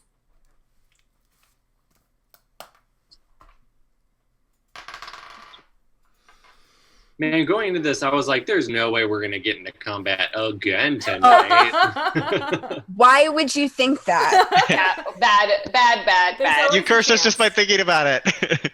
I got a 9. Okay, so did anybody... When we started, we had so many weeks that we went without it. Yeah. Yep. Where's But you were just knocking around town. Yeah. where is You can Where find is, that. You can find fights. Initiative Where's will be on the initiative? first page, Joe. is that The- stats? Like the first tab. Like, Yeah, under stats. It's like in the center, like second, like right under HP. Yeah. It says it in all caps. Initiative. Yeah. There we go. Anybody have an initiative greater than 20? I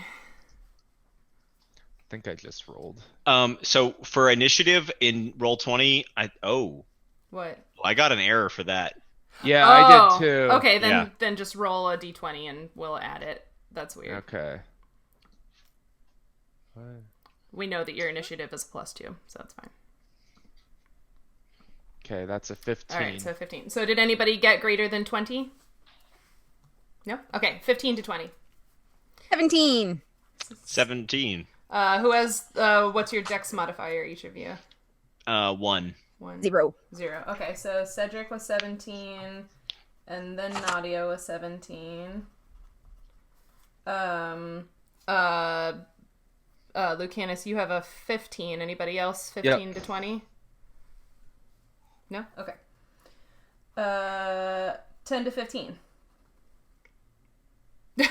Sad faces all around. Oh no. Okay. 5 to 10? I got a You 9. got a 9. And Fletcher. 7. 7. Okay. Not too shabby. So Cedric, you are you can see yourself, right? You're in the first tent there on the southern side, and you hear a yell of what sounds like Fletcher from a tent on the opposite row from you. And you're up first. Okay. I am going to dash out of the tent. Okay. Let's see how far. I want to run basically in the direction that I heard Cedric or Fletcher yell All right. from. So you're going to be going kind So- of diagonal to the right of where your tent is. Yeah, and across. Mm-hmm. Yeah. So okay. So I can get to his like basically the front door of the tent that he's in. Yep.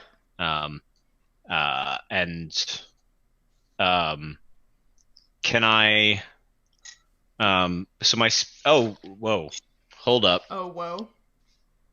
Yeah. Apparently, I thought my speed was further than it is. Oh, yeah. I It's can't not, get there. It's Yeah. not 30. Yeah. Okay. Yeah, it's 20. So yeah. So I get to like I'm like shoulder to shoulder with Lucanus, about 10 feet from the front of the Okay. tent. You can run farther and just spend your whole turn running if you want to get there, or you can stop here. I think I'm actually going to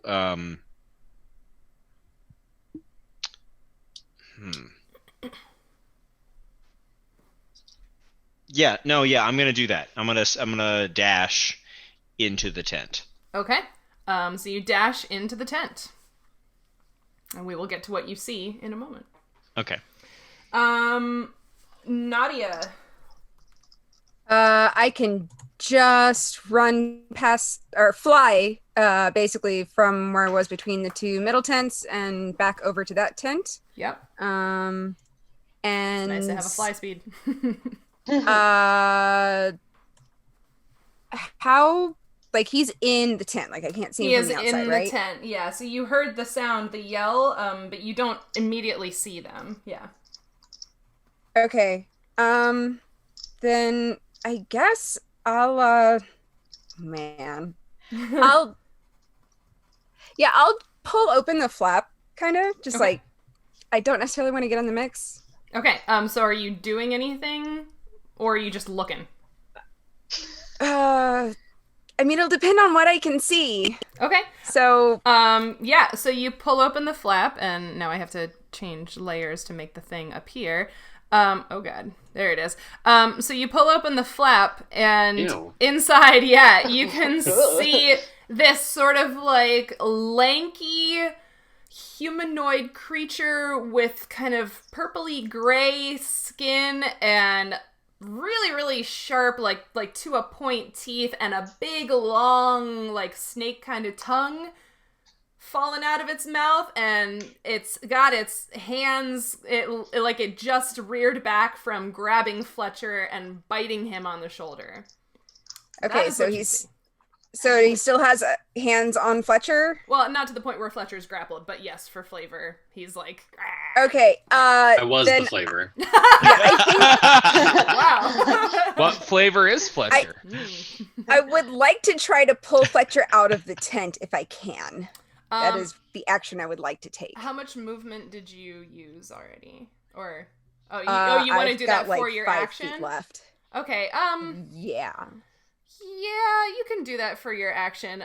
You're going to be moving pretty slow, though. So I'll say you could probably pull him 10 feet out, but it's not going to be super far. Yeah. Okay. Especially because you're very small compared to him. So. Yeah. I mean, even if I can't get him to move, I want to at least kind of get some separation. Totally. Just kind of. But is Go that ahead. going to make an attack of opportunity on me No. because she's moving me? No, if you are being forced away, that does not create an attack of opportunity. Okay. Yeah, it's only if you if a spell or an effect pushes you or someone drags you, that does not cause an attack of opportunity. Oh, It's that's only good when to you know. choose to move. Yeah. Okay. Yep. Also, was that thing anything like anything I've seen before? No. I'm assuming not. No. Yeah, It looks freaky. Very not good. Yeah. Okay, that was Nautia. Lucanus, you heard Fletcher yell basically immediately after you watched him walk into this tent in front of you, and then you saw Cedric and Nautia just like hoof it over here. Do I have a good shot through the tent? There are here, we should move the two of them so you guys could make it back to here. So you might have to maneuver yourself a little bit, and the tent flapped closed as Nautia dragged Fletcher out. Unless, Cedric, are you still holding your half open? Or... Yeah, I'm still because I just made it into the tent and just Okay. opened it up Yeah. and didn't do anything. So Cedric is I just saw the token for the first time. It's Yeah. a very creepy little golem thing. Yeah. Yep, very much so. Lucanus, you can sort of see around Cedric, but he's kind of in the doorway flap of this tent. Okay, but I can't see enough to use my crossbow. Probably not. It's also... Okay. Yeah. All right, so I am going to... Let's see. I'm going to head into the tent. And I don't got rage quite yet. Okay. So I am going to just sort of do an unrage swing with the with the great sword, mostly I don't know. You know how a shark just kind of bites something with their teeth? Oh, to investigate? Okay. Yeah, I'm just sort of like, the only thing that I know is that like my colleagues have been attacked, so Yeah. I am just sort of swinging almost out of reflex, really. Mm. If I can find my weapons, where are they again? There we go. Yeah. Under weapons. Funny how that works. Yeah. So let's see. Which one is it? If you one? use the D20 all the way on the left under that weapon, that'll work. Oh, okay. Y'all are being real weird in the chat. Get on the chat, they said. Okay, we said.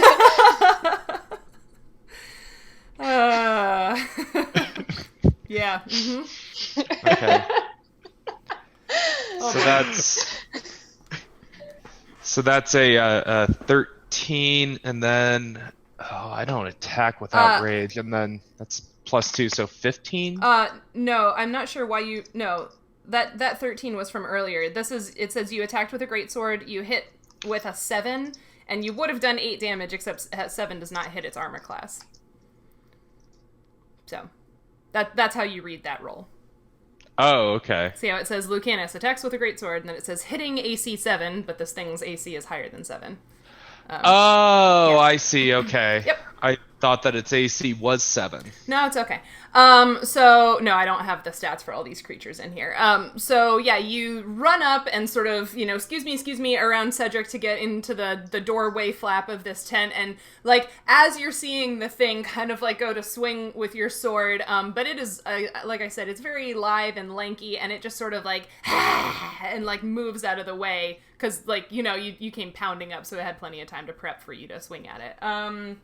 So that was Lucanus. Can I use my free move to just sort of push Cedric away, like with one hand? Moving another character would be an action. You've already used your action to attack, so. Okay. Yeah. Okay. So now it is its turn. Lucanus, high-low. Uh-oh. Let's do high. Okay. That is a 9, so it's going after Cedric. Oh, God. No, Yes. Cedric. Yes, it's going after Cedric.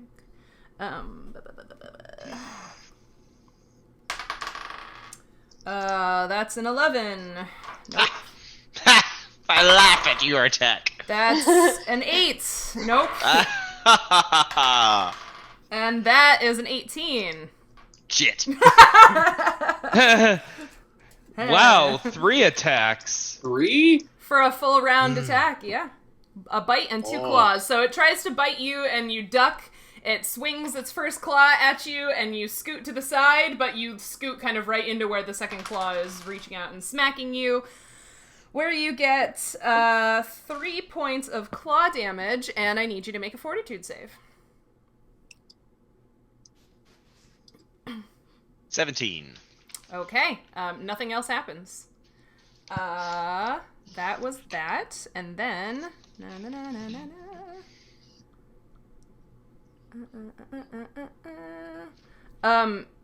Kay, out into the sunlight, running right at you, you see...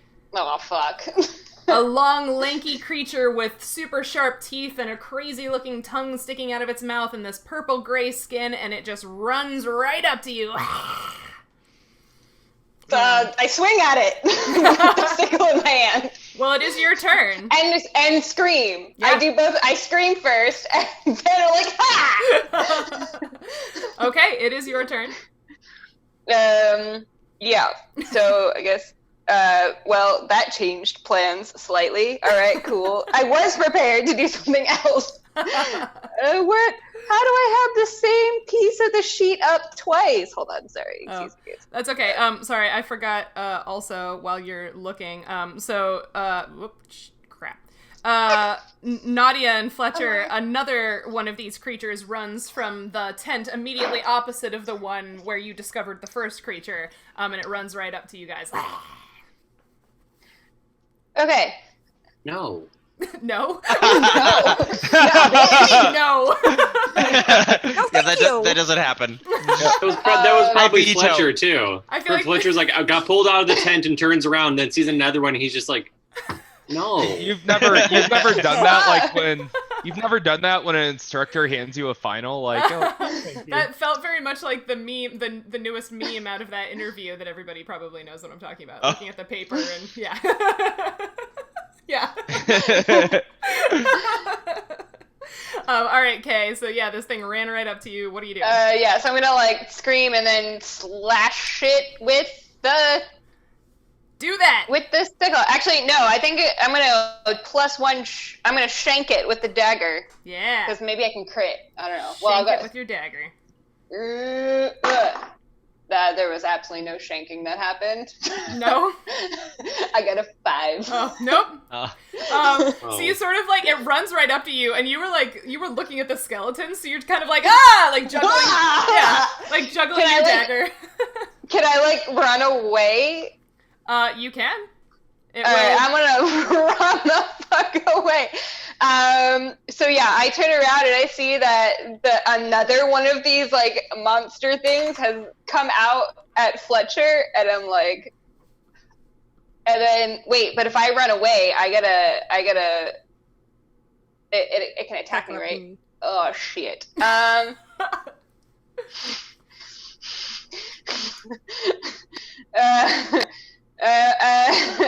gonna. I think we broke Nancy, y'all. I think so. I was feeling very adventurous until this thing just And came now out. I'm not.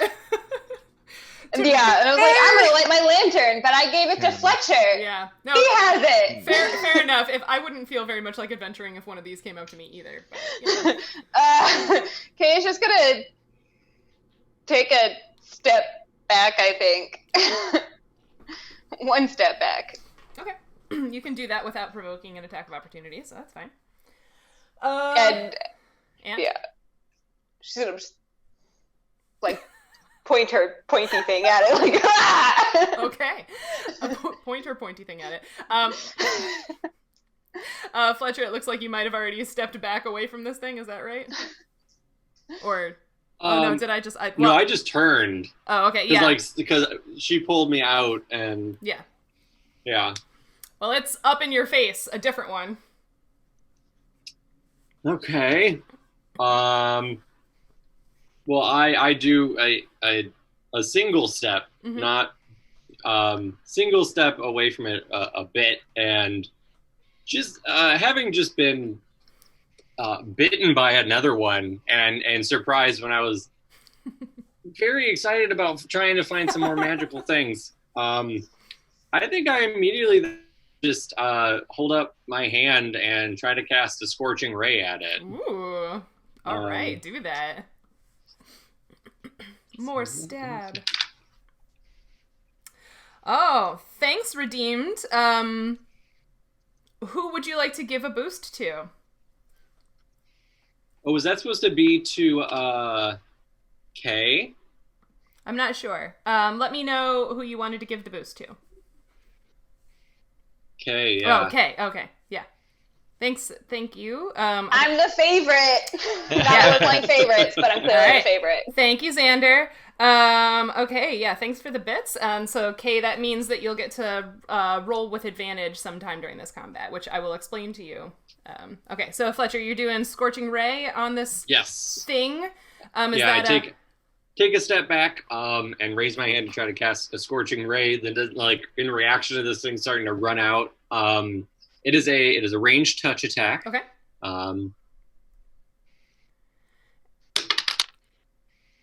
And that comes out to a dirty 20. Wow, yeah, that definitely hits. Nice. So I get to deal 4d6 fire damage. Wow! Shit. To that nasty, crusty mummy thing. That's a lot of damage. 13. What was that? 13. 13. Holy smokes, folks. Fletcher just like spins around and takes a step back and throws up his hand so instinctually and just completely immolates this thing. It just goes up in flames and turns to ash. Like, holy smokes. Just one shots it. I take a step back. He Just do actually like did a one finger shot. gun, like Yeah. scorching ray at it, burst into flame, and I just again go, no. Amazing. So good. Okay, it's dead. That was fast. You one-shotted it. Congratulations. Woo! Good. Wow. Yeah, that happened. Do it again. Do it again. Maybe when I'm at a higher level, I can do it again. Yeah. Oh, is that your highest spell slot? Oh yeah. Nice. Nice. Not with that much damage. Yeah, no kidding. Level 3, right? No, not you. Oh, yeah, nice. Awesome. Okay. Oh, so them. Yeah. Yeah, so that was Fletcher's turn. So we're back to the top of the round with Cedric. You and Lucanus are kind of both in the doorway flap of this tent with the original creature, the one that bit Fletcher, there in front of you with its tongue out. I'm not getting tired of making that face, by the way. So Not gonna get tired of watching it. Cedric is holding his warhammer and looks at the creature. Well, actually, can I tell? Is this creature undead? Give me a knowledge religion check.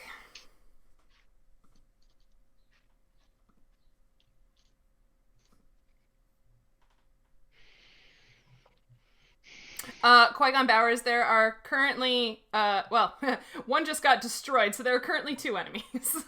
That's a 23. A 23. Yeah, these things seem pretty undead to you. The purple-gray skin, the teeth, the biting, like, they look humanoid, but obviously bit your friend, so yeah, you could estimate that they're undead, yeah. So, like, there's a split second where Cedric is considering casting Undead again, and he thinks back to what Nautia said about, like, learning to trust your friends, and he's, like, takes one hand off of his warhammer, and he just, like, daps Lucanus on the shoulder. He's like, you got this, buddy, and he's gonna cast Bless on the whole party. So, everybody's got +1 to attack rolls. That's a good range for everyone? Yeah, 50 feet. 50 feet. 50 feet? Does a 14 hit your armor class, Mr. I'm casting in combat? Yeah, no, it does not. Yeah, no. Okay, cool. Alright, so Cedric casts Bless on everyone. Nautia, you just pulled Fletcher out of the tent, and then he absolutely destroyed the creature that came out after you guys. So its pile of ashes is next to where you're hovering in the air. Yeah, I was totally getting ready to hit that guy, and then Fletcher just, like, made it go away. So I'm gonna go zip over and slash at the guy that's messing with Kay, who's not paying attention to me. So Smart. I'm gonna go hit him real hard. Do that. 2 Open out of the claws. sky. 2 claws. 2 claws. Let's do this. Oh wow. One is an 11 and one is a 17. 17 hits. Roll All right, some all right. damage. Alrighty.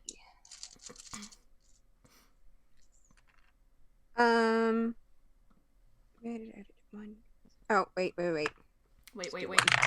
Yeah, it's just 3. Just 3. Okay. Yeah, so you claw at it, and it sort of whips its head around to look at you. Back. Yeah, I'm sure you do. You. Okay, Lucanus. What you got? So Lucanus just sort of realizes what's happening, and he goes into the rage mode. Okay. So, and he's gonna attack the guy in front of him. Mm-hmm. And so I'm just gonna roll the d20. Could you do it with the weapon thing from your character sheet? That way we don't mess up the numbers. Yeah. Sorry. It's okay. Because yeah, the rage one isn't working. Right. Well, I know what to add for your rage, but it'll just make it easier. That it brings us most of the way there. Yeah. Yeah. Okay. Let's see. One on the far left. Mm-hmm. I am not flanking. Oh. Well. Yeah, you shouldn't add any of those things. Okay. A 13. Okay, and with your rage, that'll be a +2 to 15. That hits. You do 10 damage to the one right in front of you. So you swing with your sword this time, and it was sort of distracted because it had tried to attack Cedric when he cast that spell, so it doesn't see the sword coming, and you clock it real good in the side of the head. It looks... I mean, it already looked awful when it was fresh, but now it looks a whole different kind of awful. Yeah. And then for my free action, I'm just going to yell at Nautia, how many? You can respond. There's just 2 now, right? Yeah. You see the one in front of you, and you know there's the one in the tent. Yeah. Yeah. One more out here! Gotcha. Okay. That makes it their turn. So first, the one here in front of... who did I give the high-low to last time? Was that... Me. Okay, Cedric, high or low? Hi. That's a 16. So it is gonna attack you.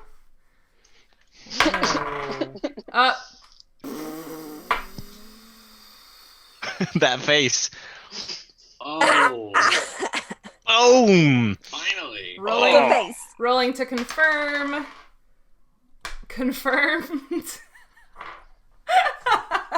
So it goes to try to bite you, and Lucanus clocked it so good on its head that it kind of gets all like tangled up in the tent flap, and that was its first attack. It was trying to come at you with its bite, but like it just gets so tangled up in the tent flap that it's not able to take the rest of its attacks because it's just like trying to get itself untangled. You're welcome. You're amazing. Nautia, this one is gonna turn and grab at you. That does not hit, absolutely. So it misses with its bite. That is a... Oh gosh. This is what I get for never using the same enemies twice. A 12 probably doesn't hit.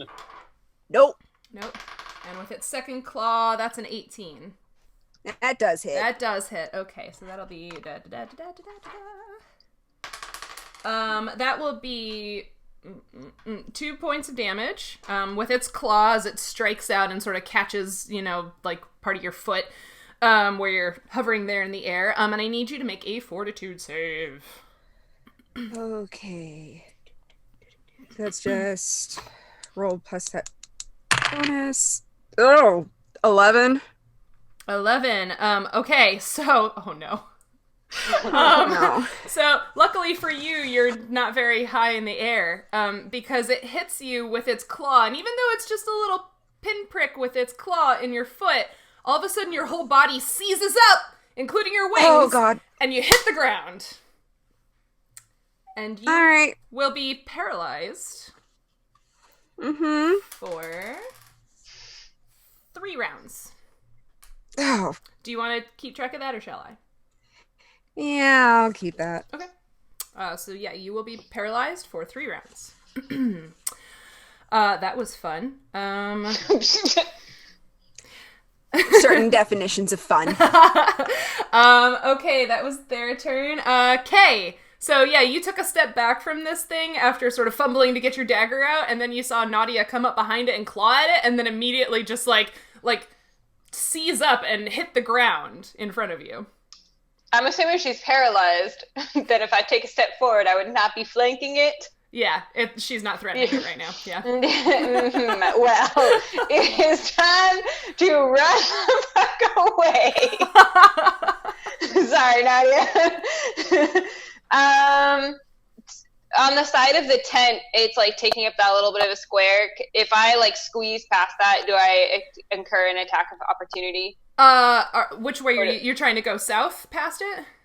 Yeah, like if I were to like try and get past. Okay. So basically, the 8 squares immediately surrounding it are threatened by it. So if you move into and then out of any of those, it'll incur an attack of opportunity.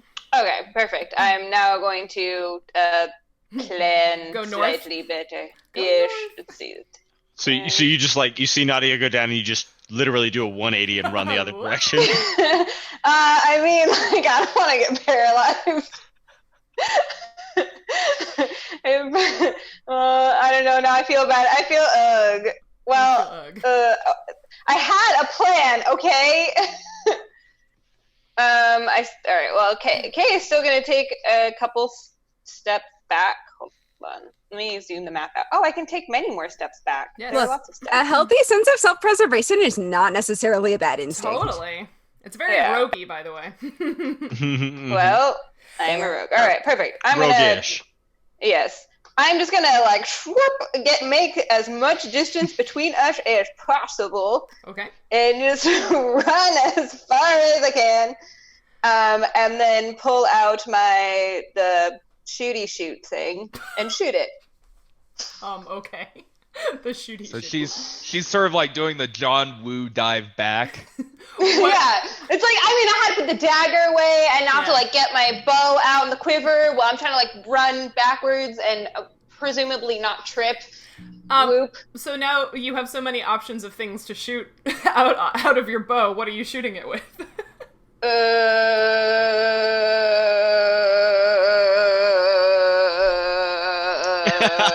red one. The red one. Okay. Because maybe it'll distract it if nothing else. Alright. I load the shooty shoot with the screaming red thing. All right. Let's go. Alright, let's do this. A 9. A 9 plus... That's +1. +1 from Bless, +1 from the fact that it's a magical arrow. That brings it to 11. That is not enough. So it goes, ah! And hits the ground kind of next to where Nautia is. Wee all the way home. Oh, I love these arrows so much. You got one left. Okay, so that was Kay's turn. Fletcher, you hear the scream of another one of those red arrows kind of off to Oh, wait, that boost? Can I have boost? What? Oh yeah, Xander gave her a boost. boosted. Oh, right, yeah, okay, so roll your d20 again. Yay, boost! Come on! Come on. Was it not? It was 10 this time. Oh, so that would make it a 12, No. which still doesn't hit, sorry. No. Sorry. Boo! We're all just rolling really bad. Thank you for the boost, Xander. Yeah. Yes, Veronica, a screaming arrow. So it's bright red, and as Kay looses the string of her bow and sends the arrow flying through the air, it lets out, the arrow itself lets out this blood-curdling scream, which does not seem to do anything to the creatures. The party has now heard this for the second time, but yeah, the arrow lands in the grass kind of next to Nautia and just kind of thwing. Wait, did you also gave Peter a boost? Okay, sorry, I didn't see, I refreshed the chat and I didn't see that with the bits, but thank you, Xander. Thank you, Qui-Gon Bauer, sorry, I don't even know what I'm reading anymore. Thank you for the bits. Okay, so that was Kay. Yeah, Fletcher, you hear that scream off to your left, and you can see, if you look to your left where you heard the sound, there is another one of these creatures, and it appears to have just hurt Nautia, and she is on the ground. Okay, then I'm knowing to my other side are two very capable warriors with one of these things still like trapped in a tent. I'm not really concerned about that.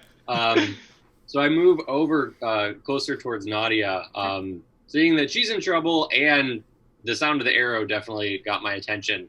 And I try to cast a ray of frost on this other gross golem looking thing. Nice. All right. Is that another touch attack? It is. Cool. And now I have bless, which will give me a little bit more. Mm-hmm. Peter, you have advantage written in your notes because I gave you advantage. So technically you have 2. One from people spending bits and one from me giving it to you. Yeah. Oh, I'm gonna turn so many undead next turn, y'all. Okay. Fletcher, what'd you get on your Ray of Frost? 13. That's enough. Total. Oh. Yeah, they don't have a very high AC, and their touch is pretty low. Yeah. I mean, it's also not that much damage, so it's not that big of a deal, but... 3 cold damage. 3 cold damage, yeah. So again, that little bead of pale bluish-white light that sort of makes a little bit of fog as it condenses the air around the moisture in the air around as it zooms towards the creature. 3 damage. Whoops, I wrote down 3 instead of subtracting 3 because I'm not great at math. But yeah, it hits the thing in the shoulder and it kind of again and looks towards you. Okay, that was Fletcher. We're back up to the top with Cedric. This thing is tangled in the tent flap in front of you and Lucanus. It's not doing great right now. So, now that I've given my friends the boost, I want to turn undead. Okay, let's do it! Okay, so I was so up to date on the turn undead mechanics last time. So it's D20 plus my charisma modifier, is that right? Yep. D20 plus charisma modifier.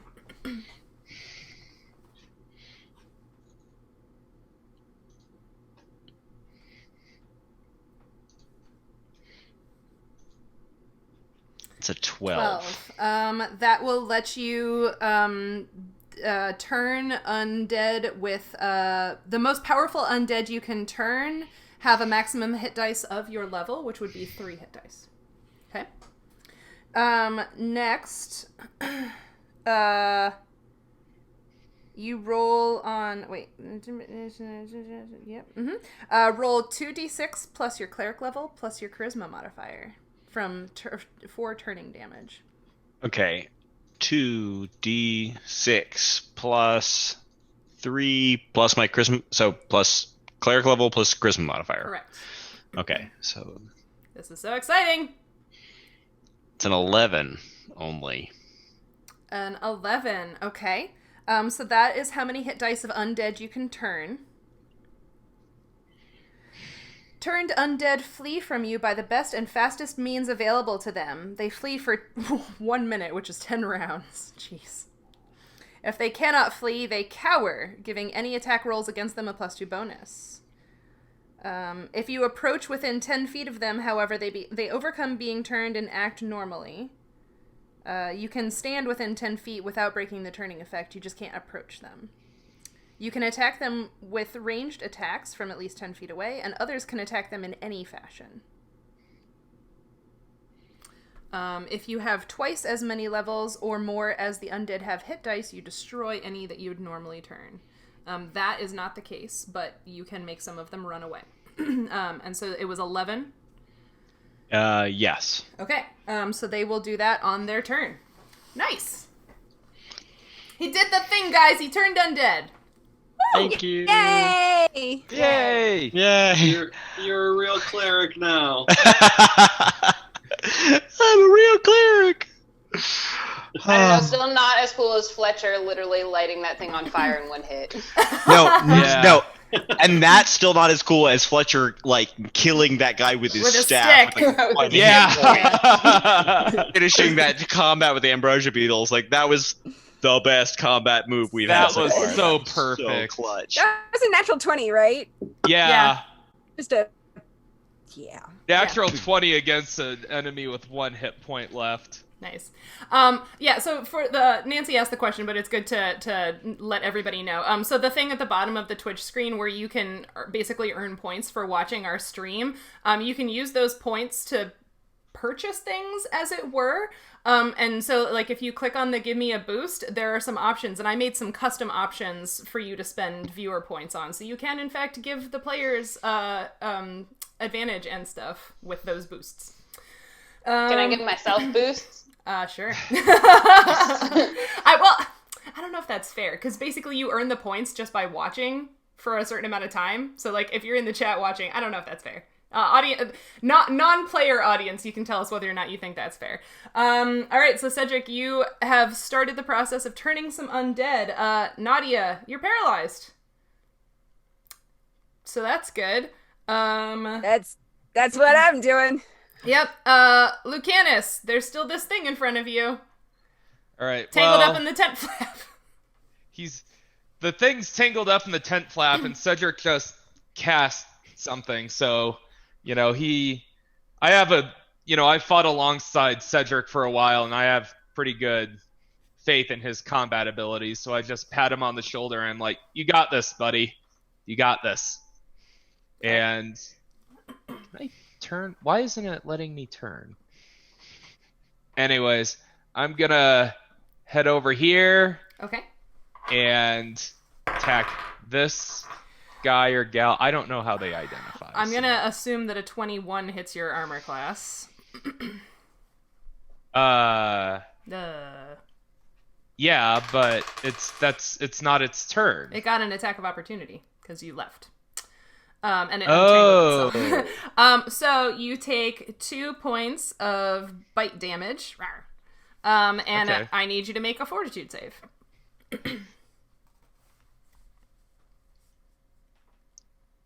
Actually,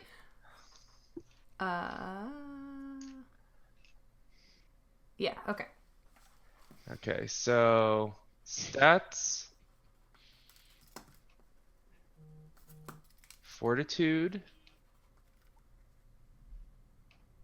and it is 18. Okay. So yeah, you move over to the one that you were going to attack. Yep. And then great sword. I am not flanking it. I'm just not gonna put anything. Yeah, no, none of those bonuses apply.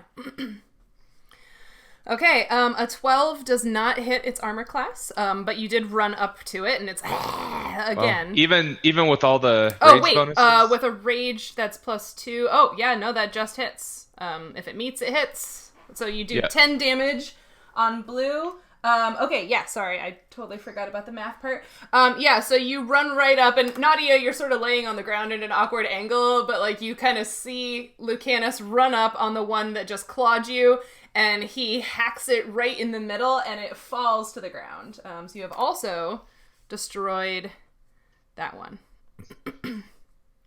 Okay. That was There's just the one tangled up in the tent left, right? Yep, that's Lucanus. So now it is the one that's tangled up in the tent's turn, and it is going to flee from Cedric as far as it can get. So it's like cowering back here in the corner of the tent. It's still technically inside the tent, but you get an attack of opportunity because it left. Yeah. Yep. Yeah. Cedric, because it was in melee with you, and now it has turned and fled because you turned it. So you can attack it as it leaves. Oh wait, did I say you can't? What? No, I think it says like if I move into melee range. Oh right. Or... You can stand within 10 feet without breaking the turning effect. You just can't approach them. Okay, yes, you can. Yeah. You can make the attack of opportunity on it. What about? Can I attack it? Like if it? Yeah, you can make the attack of opportunity as it leaves. Yeah. Okay. Yeah.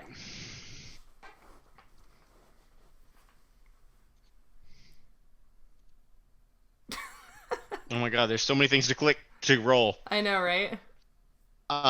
Can I roll? I'm gonna use my advantage. Okay. Roll again. For that.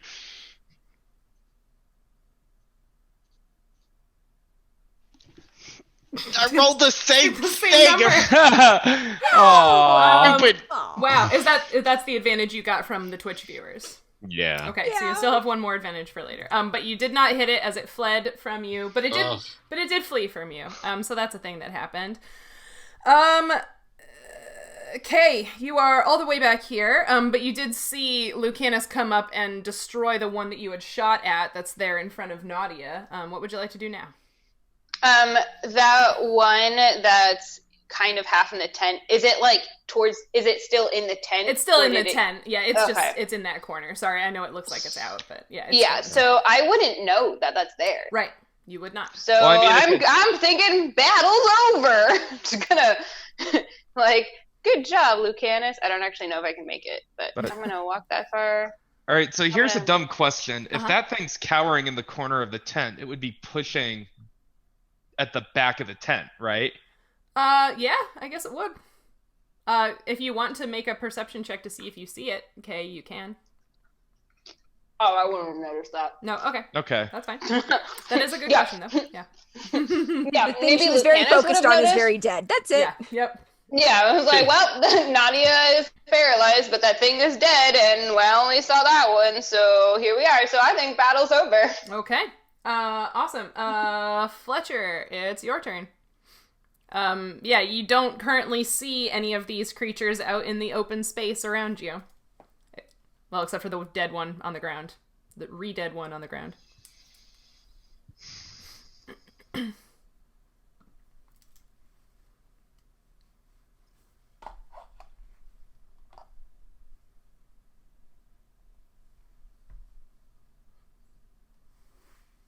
What's happening?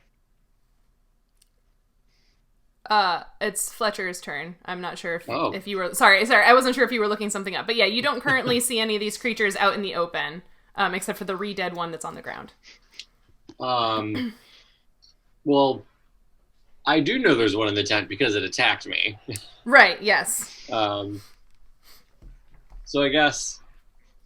Well, so I see the other one goes down. I see Cedric still at the tent. So I think in my like free action, I'm gonna ask him, be like, "Is the one that attacked me? Did you already take care of that?" Can I respond? Mhm. I'm be like, "No, it's still in here. It's like it's trying to climb out the back of the tent. Just come kill it real quick." Okay.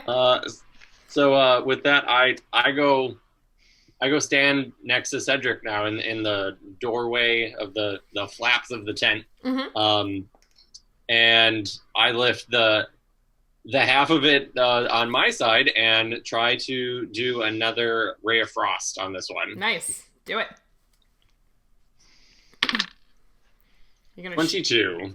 Oh, okay, yeah, that Oh, definitely shit. has. So yeah, you're shooting it in the back because it's trying to get away out the back of the tent. And 3 frost damage. And you hit it square in like the center of the back, and it just kind of like, and then it just falls against the tent and kind of slumps to the floor. Which means that you are now out of combat. Cool. Yay. Cool. Okay, so, it is about our ending time now, so we can pick up with you folks continuing to explore this camp next time. Thank you so much for everybody hanging out in the chat. The chat was very lively this evening. I appreciate it, and thanks for using Yeah, those thanks, guys. boosts Yeah, to those give people boosts, though. Yeah, Yeah. those are great. I will fully admit I didn't have a Twitch account until like a day ago. Hooray! I did. But yeah, thank you so much to everybody who's been hanging out. We really appreciate you. Please go check out Nancy's Chemtails workshop sign up thing. It's down in the reference section. It's going to be a super fun time. It sounds amazing. We will be back 2 Saturdays from now on the 22nd with more Arda. So please check that out.